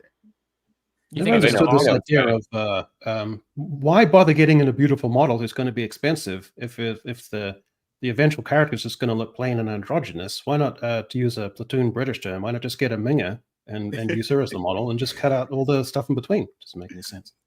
Yeah, and the thing is, they try to gaslight you, because I did a video where you had somebody, a Digital Foundry, and you had somebody else, Alana Pierce.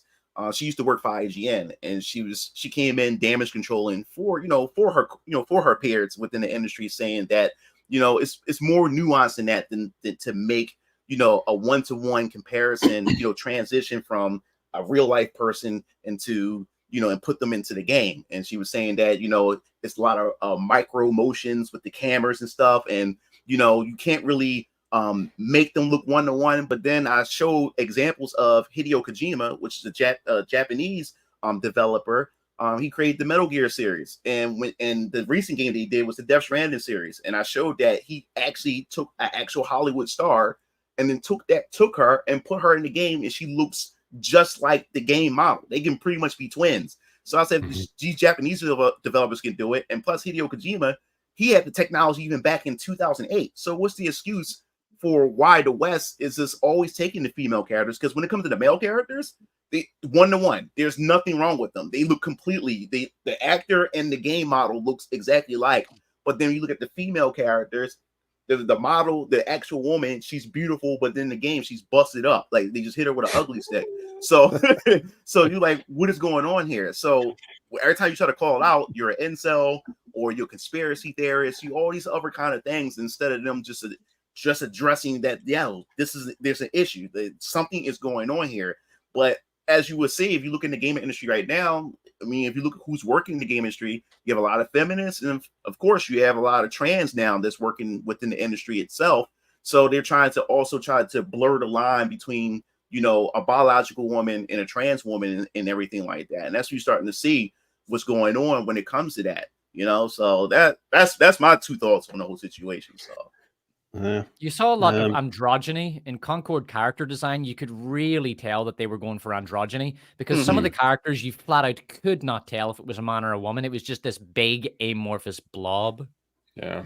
Yeah, like when I did a reaction to the first reveal of the Concord, like the main protagonist that's on the front, the Asian woman. I said, yo, I said the motion capture looked good. Don't get me wrong. The opening trailer to it, like the visuals look good, the motion capture look good. The characters move lifelike. When I look at the Asian chick, I said, man, she actually looks good. But when you look at her clothing is just androgynous. I said, yo, they were almost there. I said, you almost have like an attractive looking female. But then when you look at her clothing, there's nothing appealing about her at all. Like her whole attire is like, can you just make a feminine woman? Can you just do it? Does it hurt? You know? Yeah. I mean, surely they got a whole bunch of there must be a whole bunch of lesbians in there. Wouldn't they just have like a sapphic drive and desire to see some pretty chicks in the screen as well? Why not give them what they want? You would think. Yeah. Mugen, did you play the open or the public beta in the summer for Concord? Did you play it at all? No, I didn't bother because I believe at the time it was the Marvel. I think Marvel Rivals had a beta as well. So you know me, I picked the Marvel Rivals, and that was made by I think a Chinese studio made that game. So I was like, hey, you know, this is Overwatch with Marvel characters, and plus the character designs look badass. Oh, sign me up! I'm playing that instead. Well, and I think you bring up a good point that first of all, it just shows the power of the Marvel brand. Still, even after the movies have been terrible, like Marvel brand, like it's a straight up ripoff of Overwatch, and nobody cares. But you're right, like it's stylistic. It looks really slick. So even if it plays just like Overwatch, it's fine, and it looks faster. Like I've seen gameplay for Concord, it looks slow. It is not doing anything interesting that other hero shooters haven't done. It doesn't have the Marvel brand or Marvel characters to make you give a shit. And do you play a lot of hero shooters? No, not much. I play a little bit of Apex and a little bit of Overwatch, and I'm mostly anticipating the Marvel Rivals. That's what I really want to play. Did you hear about like their creative thing? Like the only thing that they were doing different was the forced character. Like you had to build a crew. Did you hear about this? How you like throughout the rounds, you would build a roster and then you would change characters and you would get like passive bonuses for changing from character to character kind of thing. So that way you wouldn't just play as one main. You would have to use multiple characters. What was because I don't play a lot of hero shooters myself. And this is Concord? Yeah, that's how they were different was they would make you switch characters and you'd get passives and you would build like a crew for it. That was their thing. That sounds interesting because the problem with hero shooters is that it's oversaturated. And a lot of them start to blend into each other. So you need to stand out by trying something different. But like as I said before, Concord could have had something if they would have just tweaked the gameplay a bit and at least made the characters appealing. And if the developers weren't talking down to the audience, people would have gave it a try. And the problem is when it comes to these hero shooters as well, is that most of them today are like free to play. Concord wanted to charge you, I believe, like $40, I believe, or $60. I can't remember. Yeah, $40. Yeah, exactly. Because I said to myself, if the game was free to play, I would have gave it a try. I would at least give it a try if it's free to play. But when I seen that was a price tag, you want me to pay money to play to try this? I'm like, oh hell no! I'd rather just play the Marvel Rivals or Overwatch or even Apex Legends at least. So if they would have made it, if they would have just made it free out the gate, I think more people would have lasted just a little bit longer and everything, and then they could have just tweaked the gameplay a bit more. But yeah, man, for them to stand out, they had to try something different. But what you just told me about the Concord, because I haven't really followed how it worked as far as the gameplay, that sounds interesting, because to get people to try different characters and stuff like that, I think that'd be pretty interesting. But they didn't stick the landing with it. No. Well, speaking of disconnects, Stevie Chassa, the monetization director at Ubisoft, and here's his thoughts. I rarely post on social media, but today I am sad, ashamed and sad. The gaming industry is rough at the moment, we all know it, but seeing how gamers react on social medias, wishing ill fate to companies and people alike is sad, and not only towards Ubisoft. Even though it is always the vocal minority that express themselves on social media, I was hurt and ashamed to be part of this community. What is even more revolting is coming on LinkedIn and seeing the same comments from people within the industry. On top of exposing yourself as a clearly non-decent human being, you are affecting thousands of employees that are already impacted by all the hate, despite doing their best to deliver incredible experiences. So, Greg, there's a key, very emphatic takeaway from that for me, which is, why are people going on LinkedIn? I didn't even know it was still a thing. What the big takeaway for me was that this man's job is the monetization director at this company. It's his job to suck more money out of you. That is his entire role, and that's a real slimy job. To be clear now, the reason Concord failed, it's not that it was a really bad production with I love this term, a toxic positivity atmosphere. Mm-hmm. It wasn't that the character designs were fucking hideous. It was your fault for all the hate you put out online. Absolutely. That's what cost all those people their jobs. They would still be employed if it had been a successful game, but it wasn't. Now they're looking for a job, they're out of work, and it's your fault. You should advertise it on LinkedIn, like Stevie here. And it's the same as the familiar moral refrain. You are like poisoning the community. What community? Yeah. What is this community you're talking about?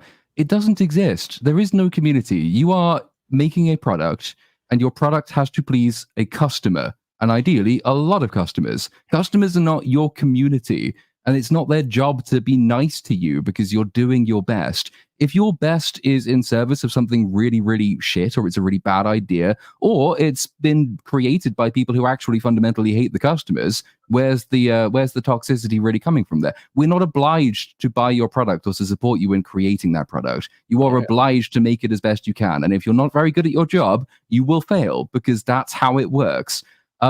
And the final, that closing line, we should all uplift each other instead of bringing each other down. That's why you're going so wrong. And so apparently that's where the Concord thing went wrong. If you've got an entire writer's room sitting around saying, yeah, this is definitely as good as Star Wars, guys, then no one's in there saying, maybe we should actually ask some questions about this. But, yeah, I work on a video game. I was invited into the writer's room principally to tell them if they were doing a bad job from my perspective, and then to offer anything else that I could do. It's been really great fun.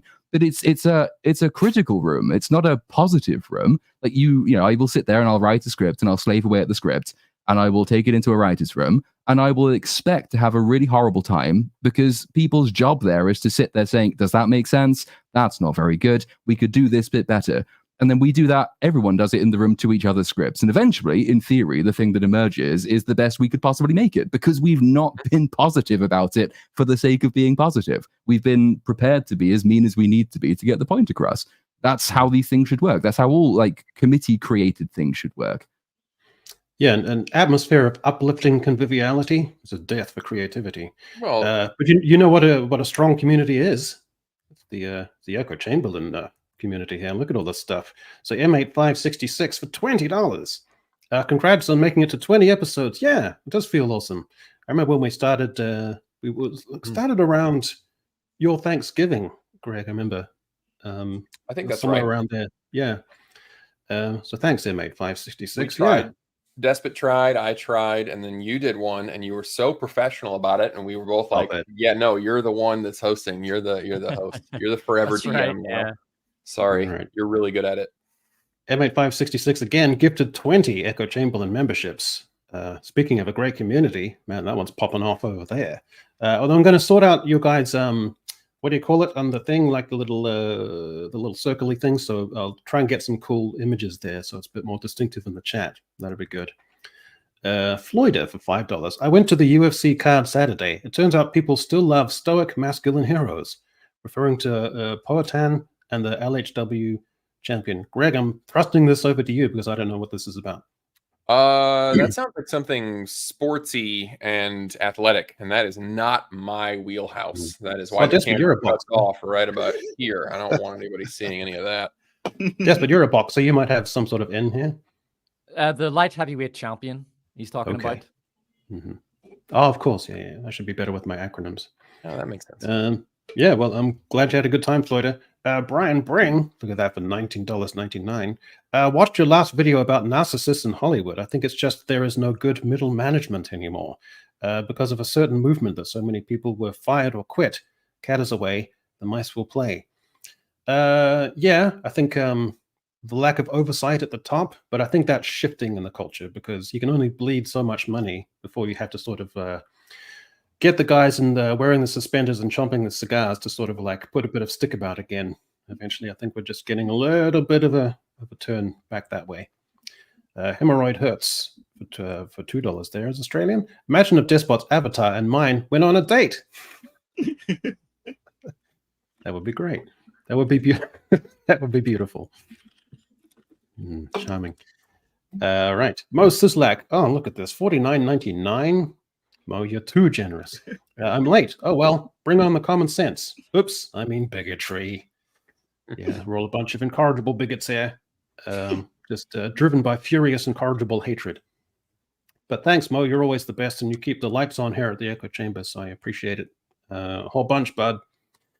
You're the difference between getting conventional milk for my coffee and getting Puhoi Valley half milk, half cream, which just adds an extra blended texture to my coffee. So you're the guy who you allow that to happen. So I'm incredibly grateful for that. Mo, again, Mo, I don't want you to drain your bank account on my account. I'm a minority Hispanic, married to a minority Middle Eastern. She's a doctor. I'm an attorney. We come from humble backgrounds. Our wedding party looked like a UN committee, completely organic. But I guess we're toxic.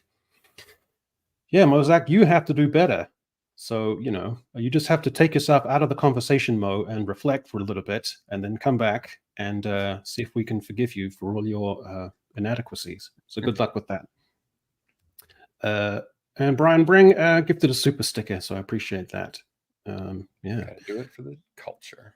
Mm-hmm. So, yeah, thanks, everyone, for all those generous donations.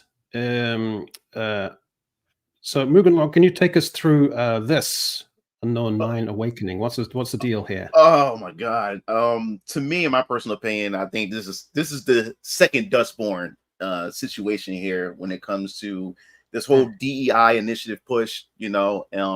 The actress is based after their real actress name. What's her name? Anna Charlotra. Oh yeah. This is the one from The Witcher. Yeah, from The Witcher. Yeah, from The Witcher. They did the same thing again.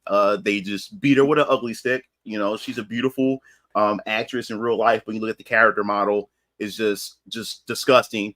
But the thing is about these projects is that they have so much confidence. Same thing with Concord, where they said Concord was going to be like the next Star Wars within the studio and stuff.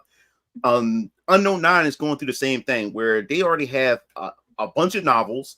They're planning animated cartoons for it and everything, and the game is not even out yet. And there's already rumors that's already saying that as far as pre-orders are concerned, there was only like 42 pre-orders for the game. Yeah, it just sounds, it's just horrible. It's just bad, and I don't understand why they insist on doing it. And this is another game that Sweet Baby Inc., which is one of those diversity consulting firms. Yeah, that has their abreast of them. Exactly. They have their talents in it, and the crazy thing is the owner or the CEO of a Sweet Baby Inc., Kim Baylor, she actually has her hand in the story. Like, she's all in on this, so people already, stay away from Sweet Baby Inc., but the fact is that she has her talents into this herself as far as the story is concerned. People's going to stay away from it. And the sad part about it is, and the reason why they're able to continue to push this nonsense out because they have the media, on their side. Because you look at IGN actually did an actual playthrough, like hands-on with it. And all he said was nothing, and the game looked completely horrible. And you can tell that the person that's playing the game didn't really have much to say positive about it, but they try to make something positive out of the gameplay that they played. The controls is complete ass. The visuals like PS2, like a PlayStation 2 game. Everything about it just looks bad. And they even know themselves that this game's going to be bad, but they're going to protect this company and protect this brand, because if you go against it, then you make the incels look correct, so they're going to just go rally behind it. But I believe that this is going to be another game that's just going to just fall on his face, and it's going to just show that the modern audience is not there, and they just keep trying to cater to an audience that do not come out and support these games, so hey, we just want to wait and see. What's messed up is that it's not even like a culture war. It really is a quality issue, because so we had Outlaws, and that was very okay. Like, that's the best anybody. I've seen a lot of playthroughs of it. I've seen a lot of the bug montages. They're hilarious. But I also did watch about 2 hours of somebody play it, and it just looks boring as hell. There's a lot of it's very gamey. Like, well, video games have climbing, so we'll have climbing. Oh, video games have you sneak around, so we'll sneak around. We'll have this gal punch people with helmets on with their bare fists. It looks very, very boring as far as the gameplay goes. And then a few months ago, I don't know if you remember this one, Mugen, the Flintlock Siege of Dawn, that one coming out. I played a couple hours of that because it was on Xbox Game Pass, and it was also really clunky. Like, it was supposed to be a Souls-like, very clunky, not smooth, which is the number one thing you need in that genre of game. And it's just like, I'm watching the gameplay right now of Unknown 9 silently. It looks, you're absolutely right. This looks PS2, PS3 style graphics. It's very clunky looking. The combat does not look smooth at all. And so it's not just like a culture war, like the audience is thinking, oh, well, we're just not going to play games with women or whatever, minorities as the lead characters. A lot of those games have done really well. Like, somebody in the chat brought up 2B from Nier Automata, which is an excellent game, excellent story, excellent really smooth gameplay. And these new games, they look bad and they don't play well. Like, the Venn diagram is damn near a circle at this point. And that is why the audience it's not about rejecting the character. It's about rejecting the signal, the red flag that, oh, this is going to play like shit. And it's going to preach to me. And I don't want that. I'm not going to pay money for that. I was lucky to get Flintlock for free. And I still feel like I wasted my time. I'm glad you put this up. I'm glad you put this up, Greg, because I try to tell my audience that, because, I've garnered so many people that come from like the whole anti-woke side.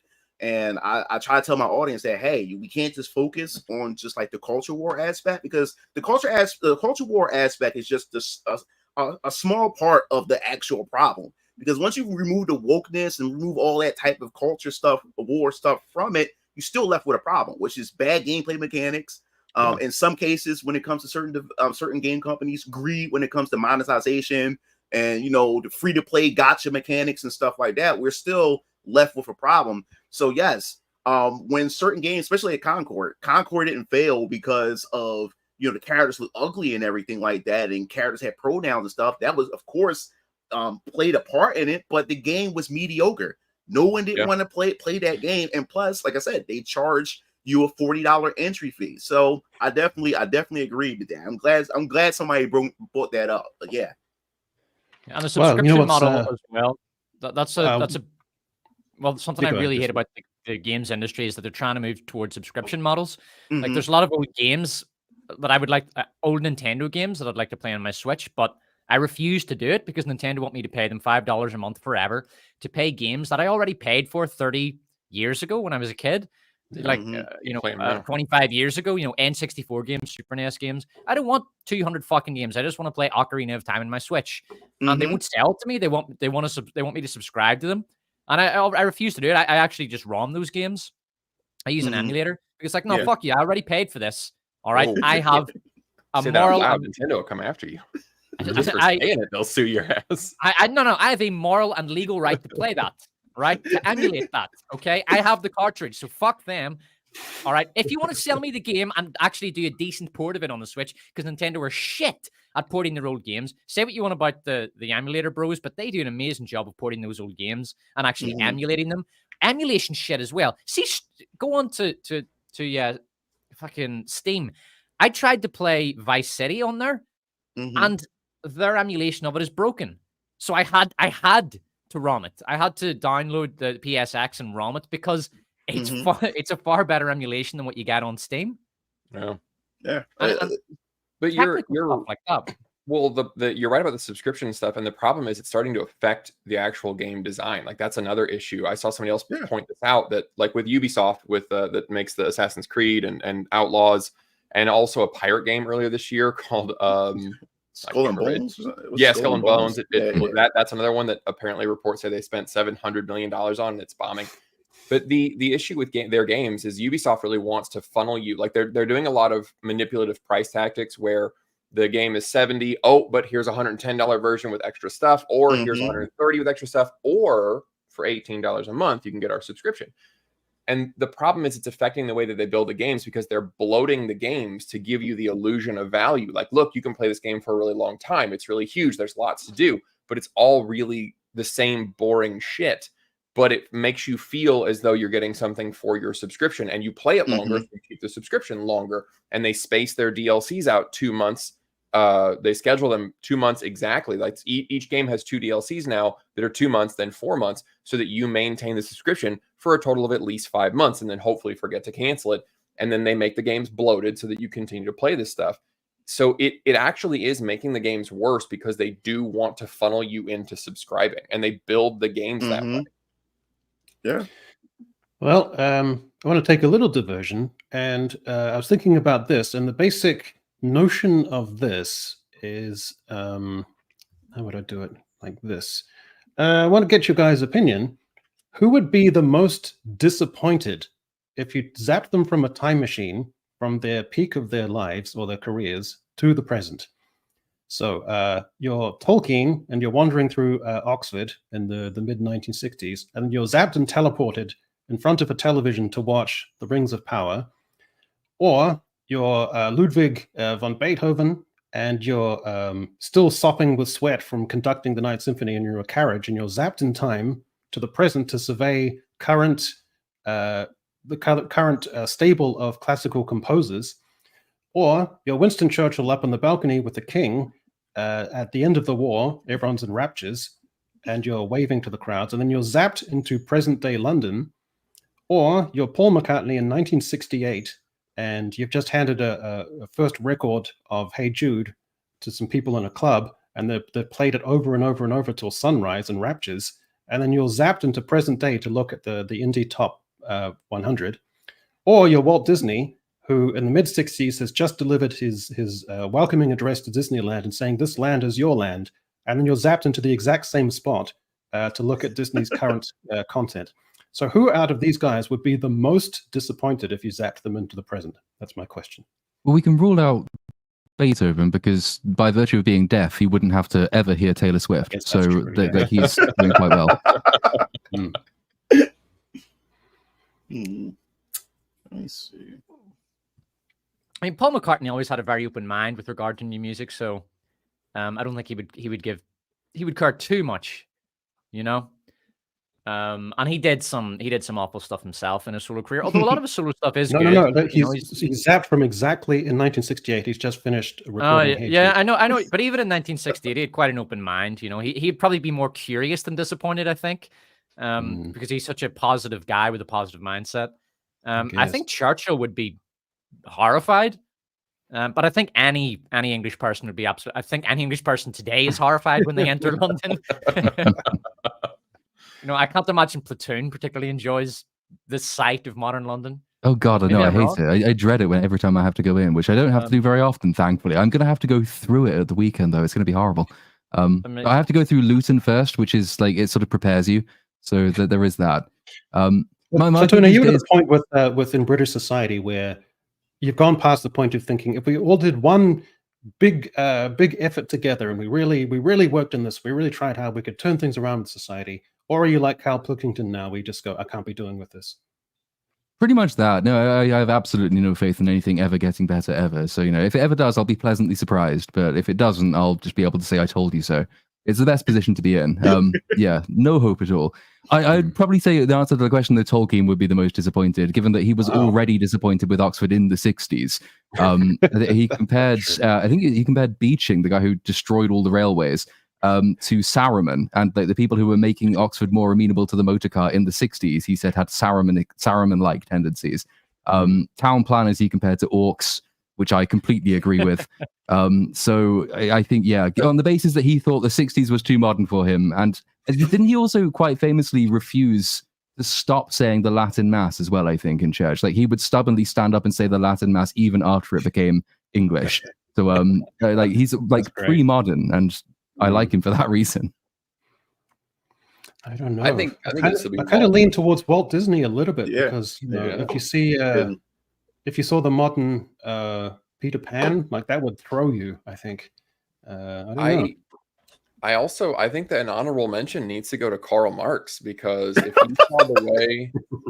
he saw the way that Marxism and the struggle has been commodified, you'd be pretty bummed. Yeah, actually, as a product, he would. I don't know if he'd be really sad, or he'd be like, "Fuck yeah, good job, capitalist! You win, you win." You took my ideas and made them a product. God, I don't know who would be like more disappointed. Would Marx be more disappointed in Marxists, or would Marxists be more disappointed in Marx when he turns up and says, "I don't know why you're complaining about British colonialism when I said that it was spreading civilization around the world," something that Marxists conveniently forget today. Like, he and Engels wrote some really, really vicious stuff against Toy Town revolutionaries in the Paris Commune. They basically thought the idea that you were trying to manufacture a revolution was missing the point, because the whole point of Marxism is supposed to be a scientific process where the revolution happens naturally. And they were really scathing of people who tried to go marching in the streets demanding revolution now. So I could see him being disappointed, but I think he'd probably be cancelled by his own people. Wow. MugenLord, if you had to choose, who would be the most disappointed out of this bunch? I will say Walt. Tolkien. Platoon has me convinced. Yeah, he made a good argument, didn't he? Yeah, I think, not only what destroyed his imagination and beautiful cultural product, but the wider culture as well would be too much for him to handle, I think. From Platoon and the chat, it just sounds like Tolkien was just pissed all the time. So I don't know if the modern day really has anything to do with it. It just sounds angry. Old man yells loud and writes stories. Churchill had seen disasters in his life. You know, I'm not a big fan of Churchill. Actually, I think he's a massively overrated historical figure and was quite a bad war leader. But like the Gallipoli campaign was a massive failure of his, and he had some. Oh, don't get me started. As a New Zealander, that's a big sore spot for us New Zealanders. Yeah, that was an absolute disaster. There was just no need for that whatsoever. It was, and then his performance in the early Second World War, like in North Africa, Norway, and France, was awful. So he had his big disappointments. You know, he was psychologically used to it. Greece was another one that he really fucked up badly. True. Yeah, you're right. Well, now let's see. I had something else for Platoon here. Yeah, so that's Norman Mailer with Gore Vidal. He might be a man after your own heart, Platoon, is a man of a certain distinction. So this is a lovely old picture of them having sort of like patched up their differences. And I wanted to get this idea of, back in the day, you not only used to have literary circles, like the Algonquin Circle, the Bloomsbury Group, the Wednesday Group, those kind of things.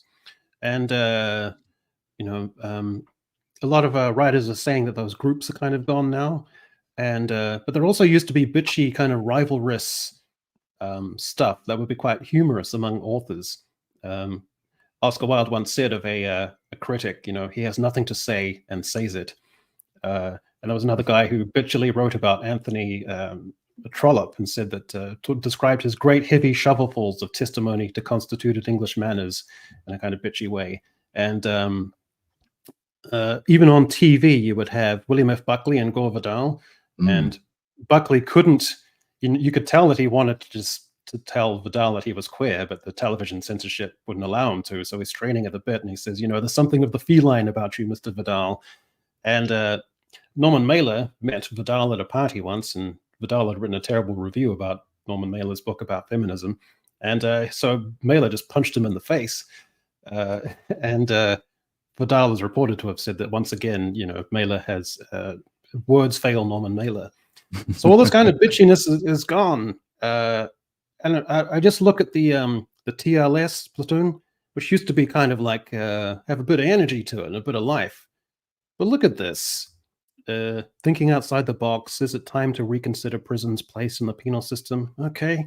Woman Right Back, how 18th century female authors described illness, bringing forth monsters, what theology might teach us about technological hubris, classicist pig fancier, Elspeth Barker's intense and idiosyncratic essays, Oh Lucky Man, what poker players do and don't have in common with plutocrats, We Are Never Well, the history of hypochondria. It all just seems a bit kind of pussy-ish, Platoon, don't you think? Yeah, I completely agree. Buckley actually did snap famously and did actually call Vidal words that we can't say on YouTube, threatened to suck him in the face, and he would stay plastered. And right. Norman Mailer, didn't Norman Mailer also have another set too with Vidal? Because Norman Mailer had stabbed his wife to see what it felt like. Yeah, that's right. At one point, which is like different kind of person back then, I think. Like not the kind of person who would write an article unironically titled Women Write Back, I don't think. Yeah. But it's just, you get the preponderance of the study subjects, and there's one there under social and cultural studies, which is just, it's an entire genre for useless people who don't think anything to pretend that they do. And it just seems kind of mimsy and effete and just kind of nothing, you know? It is, but the whole nature of publishing has changed. I mean, I can't remember the exact figures, but there was somebody did a study of sort of the preponderance of new writers coming through at the moment are usually young single women, and that's largely because the preponderance of publishers are also young-ish single women. It's ceased to be a male thing almost entirely. There are very few new books that come out that are actually authored by men. And that's kind of a self-fulfilling prophecy because the gatekeepers are very effective at gatekeeping, though that's not what they would call it. They just don't find the Mailer type of quite unashamed sexism interesting. And I can understand their distaste. It's just that I've sort of the belief that you have to put up with quite extreme characters to get the best works of art. If you're entirely focused on boring, snuffy consensus, then that's the kind of thing you'll produce. If you want genuinely brilliant works, you're going to have to put up with the fact that the kind of person likely to write them is going to be very, very dysfunctional in large parts of their life. They're really interesting people, autobiographies you'd want to read, but not because you like them necessarily. Yeah. And also the consequence of that is that you don't have zeitgeist books anymore. Like it used to be hip to have a copy of Fight Club or a copy of Trainspotting or to read Mikhail Houellebecq. And but all that's gone now, just with this bland, convivial niceness. And why do they still have the Orange Prize when the overwhelming amount of awards, readers, and authors are women? What's the point of still having the Orange Prize? Doesn't make any sense. Anyway, so Despot, you've got a thingy here. Shall I just run this introduction you've got? Yeah, just throw on the introduction. Okay, see what we got here.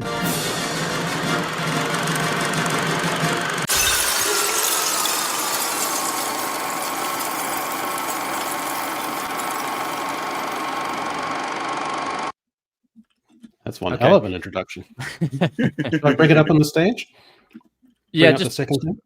Yeah. So this is a little game I've put together, and half of these movies are real, and half of them I made up. So these are all indie movies, right? So we've got half of these are real indie movies that have been made. You can watch them, and half of them are fake indie movies, right? And you have to identify which are real and which are fake. Okay. Okay. And I'll be back in a minute. We'll see who does the best. All right. So Greg, let's just get started. Kokomo City, a raw depiction of the lives of 4 Black trans sex workers as they confront the dichotomy between the Black community and themselves. So, Greg, is this real or did I make it up? I thought with the songs, like I thought this would be easier than the songs, and it's not. That sounds. I feel like you're gonna kick it off with real. I gotta go psychologically here. You're gonna start with real, and it's gonna be the craziest one you can think of to really set the tone for the game. So I'm going real on this one. All right, Platoon, what do you think? I'm gonna say fake, because I think the kind of person who would make an indie film like this wouldn't acknowledge a dichotomy of that sort. So on the basis that we're not allowed to acknowledge certain intersectionality precludes this kind of study. So I will say fake. Okay, MugenLord, is this real or fake? We got shit like Dustborn and all this other nonsense. All right, I would say it was real. I wouldn't put it past it. Well, I need to wait for Echo to get back because I can't. Oh no, can I? Can I? Yeah, I can. All right. So yes, Kokomo City is real. Oh fuck. All right. So moving on. Much Ado About Anal. A challenging film that chronicles the inspiring story of a young queer couple's battle to hold the first ever Pride Parade in a rural town in northern Texas, still held back by dated conservative and Christian beliefs. This powerful docudrama won a Gold Award at the 2024 Student Academy Awards. So, I just realized during my protracted piss that you're going to need me to move the slide on. So what have we done the first one? We did the first one. And I'll just tell you, Echo, because just so the first one is Kokomo City about 4 black trans sex workers, and that is real. And the next one is Much Ado About Anal. So you can read that while Greg guesses if it's real or not. I think fake because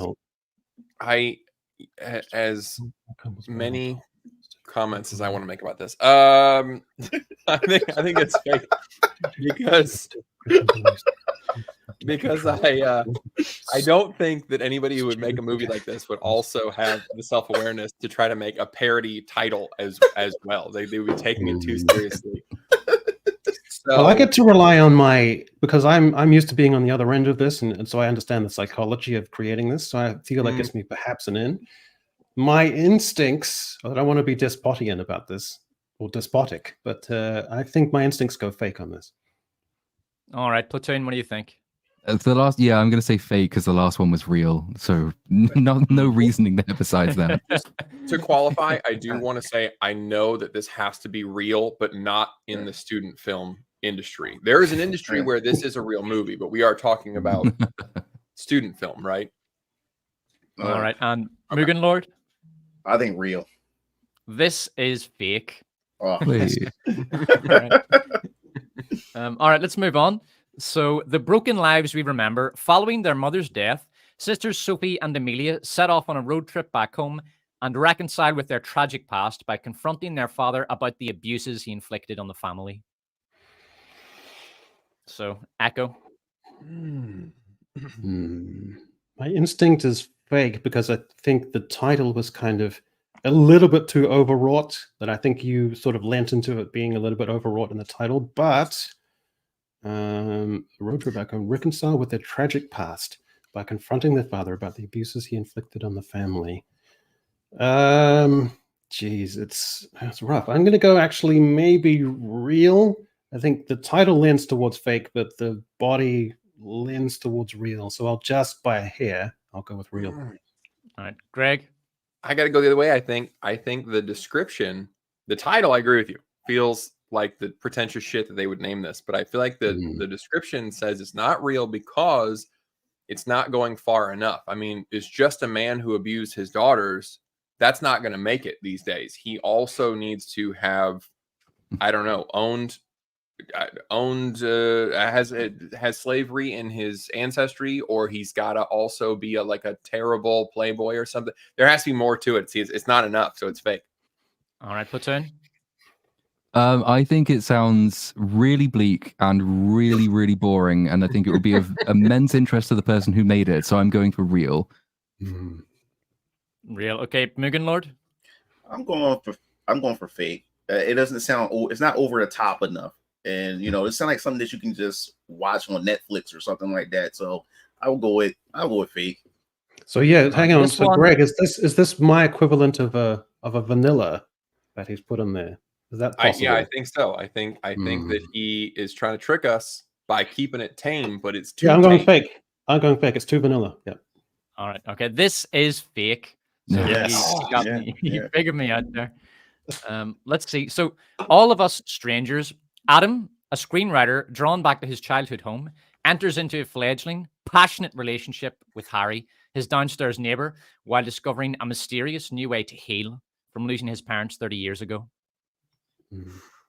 Well, so the first one was the vanilla faint, and this is thematically similar. So therefore, this one is going to be real. So that's real, fake. Yeah. Yeah, I think it's real. So MugenLord says real. Yeah. I'll say real as well. Real. I'm leaning real, but I'm also thinking that maybe this is Despot being inspired by Call Me by Your Name, and he's doing a. Oh yeah, good question. A good point. So maybe Greg, I don't want him to have a clean sweep because I couldn't handle him being conceited about that. So maybe you should say go the other way. I'm gonna go real. Wait, what did you say? I said real based off the previous one being vanilla, but this being thematically similar. Yeah. My instinct said real. We'll diverge on the next one. Okay. All right. Okay. So this one is indeed real. Yes. All right. I'm in his head. Of an age in the summer of 1999, Cole, a 17-year-old Serbian-born Australian amateur ballroom dancer, experiences an unexpected and intense 24-hour romance with Adam, a friend's older brother.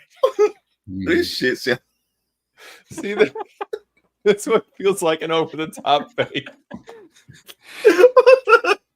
But that tells me it has to be real. That's why he chose it. He chose it because he knows it sounds so incredibly made up. So it's real. Say Breezy, I'm going real. I don't think anyone would make up Serbian-born Australian amateur ballroom dancer who is also gay. So yeah, I'm going real, definitely. No, I think he's gone overdrive and absurdity partially for his own amusement, just to see how much crazy variables he can throw in there. I think there's probably a touch of that Balkan guy who comes to work on a remote sort of farm, England somewhere, with a younger guy. I forget what that was called. I think maybe a little bit of that is subconsciously in here. It has to be fake because it's too much of an indulgent smorgasbord of stuff for it to be real. That's my view. So I'm going fake. What did you say, MugenLord? Fake. All right, this is real. What? Yeah. Wow. That's beautiful. Wow. Okay. That's incredible. Moving on. My name is N-word, open brackets, exclamation mark, / question mark, close brackets. Okay. Set in the backdrop of the LA riots, Josiah, a sensitive small town honors student from an underprivileged background, struggles to fit in at his new college environment as he experiences the casual everyday racism of his self-professed liberal classmates. I would say real. I'll say real. Real from MugenLord? Yeah. I'm going to say fake. I think this is the over-the-top made-up one. I also think fake because this is over the top, and I don't think anyone is self-aware enough to realize that liberal college students are actually super duper casually racist. Yeah, there's too much going on with the LA riots coinciding with this other thematic thing. So I'd have to say fake. Okay, this one is indeed fake. I thought I was worried that I'd gone a little too far with the weird title, with the brackets and everything. I was going for pretentious, but I thought I'm not sure a college student, the kind of person that would make this, would be clever enough to come up with that. So I think maybe I sabotaged myself a bit. Songs where he throws in $ for S's and shit. All right, so Montana story. While not a prototypical Western, there are no gunfights or lawmen. This neo-Western covers the new, but familiar, confrontations happening among the mountains and the brush, indigenous land stripped of resources, and white men as a destructive, toxic influence. I should have been writing down the real fake. I'm just going to confuse myself. That feels real. Yeah, This feels pretentious. This feels like a film student who is like, I'm going to tell a Western, but brand new. And this is a new theme that nobody's ever thought of. Tell a Western, but without guns, but still with the racism. Like this is a 20-year-old who thinks this is the deepest shit that anybody's ever come up with. This is super real. I feel that I like that subordinate clause at the beginning is very authentic, kind of prickly and defensive. But I think it's just too brusque and brazen with the white men element. So I'm going to say fake. All right, Platoon, what's your guess? I'm going to go real, and I think the white men part is because this particular student is a woman. MugenLord, what's your guess? I'll go real. It sounds real. Real. This is real. Yeah. Wow. That's a real Amazing. one. Okay, so next we have 2. This compelling debut plays out almost entirely in a car. A rideshare from San Francisco to Portland turns into a hilarious wellness session as 2 total strangers, Taylor and Courtney, share with each other the details, warts and all, of their marriage, divorce, and life as recently single women. Man, these are hard. Is there? I'm trying to actually now think of any more crushing phrase in the English language than hilarious wellness session. Yeah.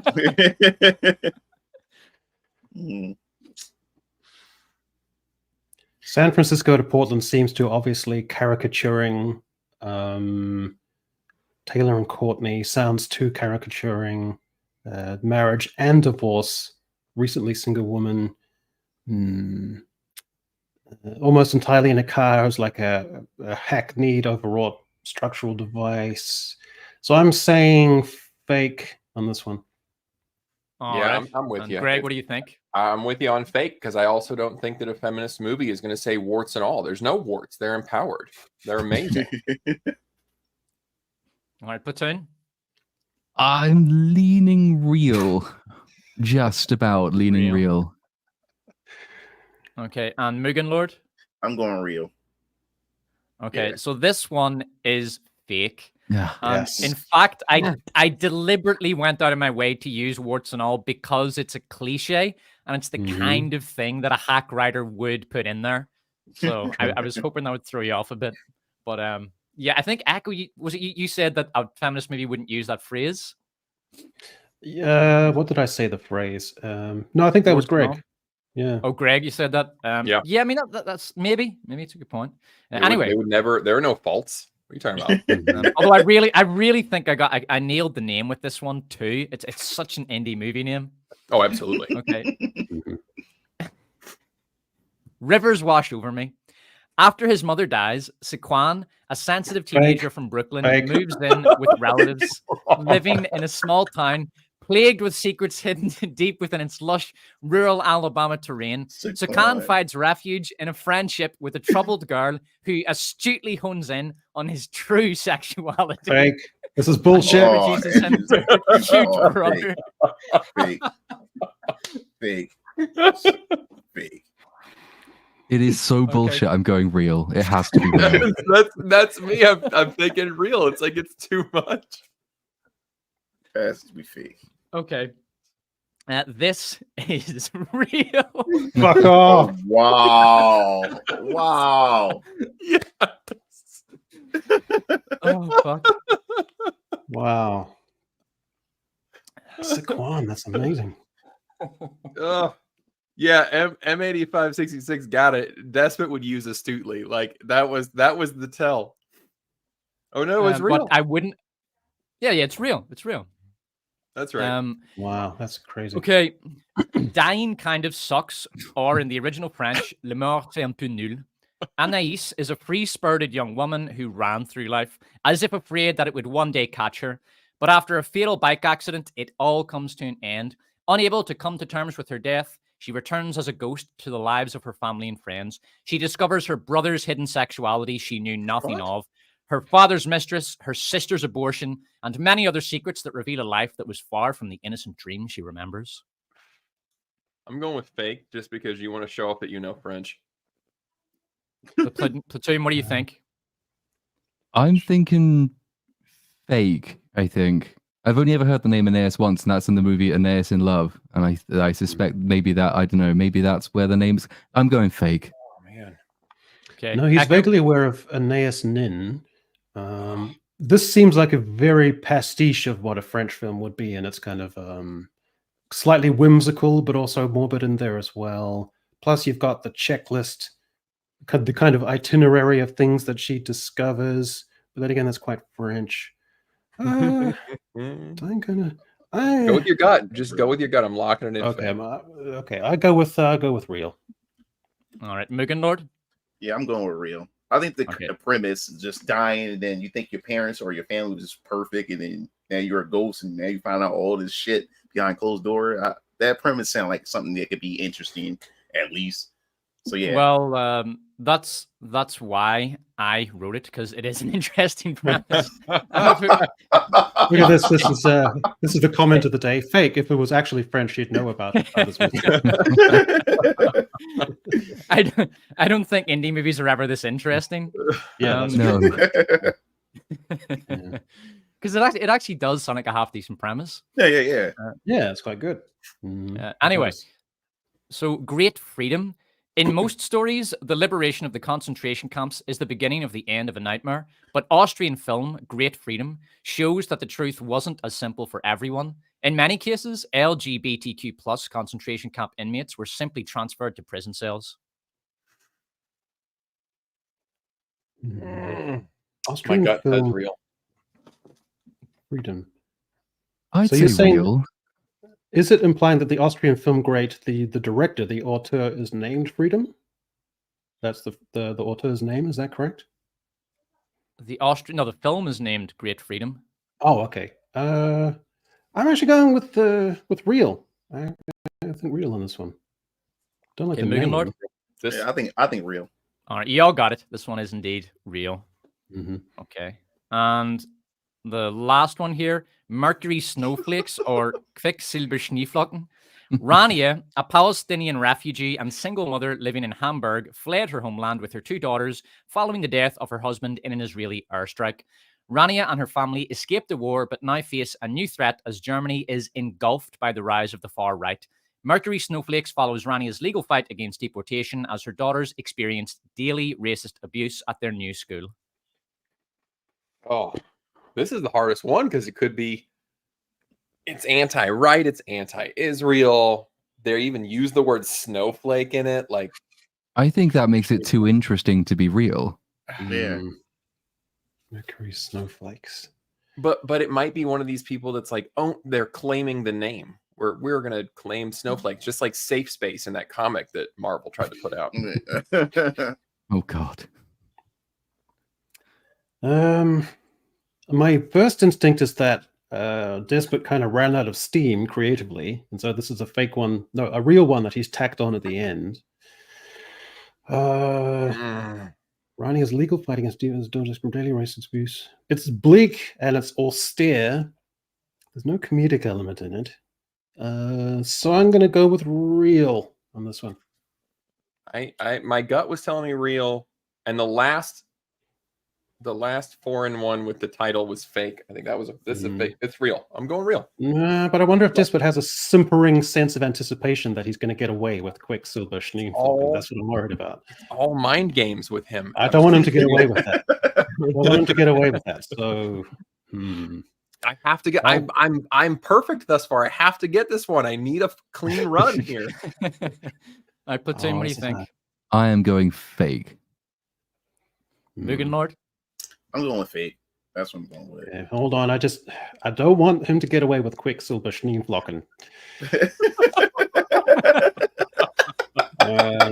So I'm going to go with fake because I don't want him to get away with that. This one is fake. Damn it! No, right at the end. Greg's perfect clean sweep is ruined. Oh fuck! Finish line. Quicksilver Schneeflocken got me. Damn it! You'll never live it down. You'll never live that down. Not the Schneeflocken. So that's a little taste of the state of indie cinema at the moment. Hey, you guys want to do a stream and Mystery Science Theater, the real ones, because that sounds like a lot of fun. Well, I had a few more bits and pieces, but I kind of feel that the natural arc and contours of the thing is reached its natural endpoint. So I think we've got a nice, tight little 2 hours there. So I think I'm just going to sort of bring it to a little close there. So basically, it just remains for me to thank this awesome panel. Greg Owen, Mr. Big Shot, Mr. Rollicking Momentum. What can you tell the folks? I can tell the folks to eat well and take care of yourself. And as far as me, I don't know. I think I'm working on a script for like a Ubisoft wrap up, just like a 2024 has been a real shit year. And here's like, if you don't want to keep up with that story, because it's a lot, I'm just going to try to wrap it all up in one nice, tight little bundle as to why everybody hates this company so much and all the terrible things that have been happening there recently. So kind of a go-to. So that should be out maybe next week. All right, Despot. Congrats on that and that brilliant little game. Mr. 100,000, Mr. Top Tier. Congratulations, sir. When you get your silver plaque thing, are you going to put it in the background from streams from now on? Yeah, I'll probably just toss it next to the Back to the Future poster there. Good call. What you got cooking, and how's the Judge Dredd video doing? Casual about it. Oh yeah, it's doing quite well. It's my most it's my best received, most watched positive video to date. So for a positive video, it's doing very well. That's great. Cool. And the little Platoon, the most prominent man of a certain disposition to recently visit Italy since Baron Corvo. What have you got going on? It's depressingly just all rings of power all the time, every time, forever. I really want to watch Megalopolis. It interests me, and I want to see what it is. So I might take a quick break and at some point do something like that. But no, next Rings of Power, wrapping up season 1, should hopefully be this week, and then beginning season 2 next week. Okay. And MugenLord, today's featured guest. It's been such a privilege and a breath of fresh air to have you on the channel and give us all your takes and insights. What can you tell the folks? Oh man, I have so much on my plate. Well, on Friday, I'll be covering Square Enix, one of the creators behind Dragon Quest. They had an interview at the Tokyo Game Show, and he was giving his opinion about the current state of gaming as far as censorship is concerned. And he doesn't like the fact is that he has to censor his own game since he's the creator of Dragon Quest. Besides YouTube and stuff, I'm also a 3D hentai animator. So I have a big community in that regard. So I have a big movie project coming up. And my newest venture that I'm working on, that I've been working on for the past 4 years, I started my own comic book company. So I'm an independent comic book writer. I have an artist. This is my t-shirt right here, Venus Orion Comics and everything. Right. So I'll be launching my comic book company January 2025. The book is already done. So it's going to be treated as a Kickstarter pre-order campaign. I have my books right here and everything. So right now I'm working on I have 4 variant covers, cover A, cover D, cover B, and cover C. So in January, that'll be ready. All the portraits you see in the back are all my characters that in my comic book universe and everything. So I'm kind of nervous because I invested like $50K of my own money so far within the past 5 years now. So yeah, so I'm kind of anxious, kind of excited and everything. So I can't wait to see how all this works out. So yeah, that's pretty much it. Great, man. I love the spirit of just indefatigable, needing to be creative, taking the big risks. Love it. It's great. Thanks. And just one last little super chat here from Josh. Josh is my my abiding saint, an angel without whom my life would be like a balsa twig in a tornado. So anyone seen The Substance? Weird and unique, but faulty. I'm keen to kind of check it out. It looks super gory and over the top, and it looks like it could be a fun blast. Plus, Margaret Qualley is just she's something else. She's kind of something special. So yeah, I've seen it. Oh, it's one of only 2 movies this year that I would actually go out of my way to recommend. Cool. That I've seen, and it's very, yeah, it is. It's crazy. It's over the top, and it's quite amazing in the fact that the movie really only has 2 main characters and has very little dialogue, but is still very entertaining, very watchable, and that's almost impossible to do. So it's a real achievement. It's brilliantly directed. It looks amazing. It's an amazing looking movie, and the body horror elements of it are incredible. I definitely recommend checking out The Substance. That is definitely going to get a ton of buzz during award season. It's definitely getting an Oscars nomination for Best Movie because it's a female director. She'll definitely get a Best Director nod as well. So you'll be hearing about this movie come award season. Cool. you think it's not too visceral and graphic for awards? No, because it's very pornographic the way it's filmed, and that is paralleled with the body horror gore. And I think the idea there is that the filmmaker is kind of making a commentary on how the sort of body horror is a kind of pornography, and it's in a sense the equivalent of how women are shown and treated in porn and things like that. There's a ton of kind of commentary and themes and lots of messages going in there about how women view their bodies and things like that. It's very, very interesting. It's very thematically rich. Some of the themes are overwrought, and some of the symbolism is a bit hammy because there's so much of it. But I did really enjoy it. I thought it was a very good movie. So it can be visceral and even pornographic elements, but that's licensed and sanctioned by the female auteur director, so that can... Yeah, because I think because it's very gory and very pornographic, but because it's a female director and because it's sort of critical of how women's bodies are commodified, I think she'll get a lot of praise for that, actually. I don't think it'll be treated as gratuitous, and I don't think it should be. And it's extremely pornographic. The reality is, it's an ironic reality. This movie is going to do very well on rental because men are going to rent it to wank off to. Because, like, she actually gave Margaret Qualley prosthetic breasts for the movie, because she's got a great body, but she does have small breasts. And so she gave her large breasts to make her look more like the pornographic ideal. And then there's these like full frontal, really super brightly lit porn scenes, and the lighting is very deliberate. And it's not porn; it's the girls standing naked in front of a mirror examining themselves. Demi Moore as well; she does full nudity in it. But it's all very artistic and very, very well wrought. I would say, not all gratuitous. Okay, check it out. Well, just remains for me to thank my wonderful guests and the wonderful chat. I can tell the Brits that we will eventually get back to some sort of like 10 p.m. time, so just keep on a lookout for that. But in the meantime, it just remains for me to say Kakiti Ano and Haere Ra, and now I'll run the exit music so we don't have to sit there looking blank and weird. So goodbye, everyone, wherever you are in the world.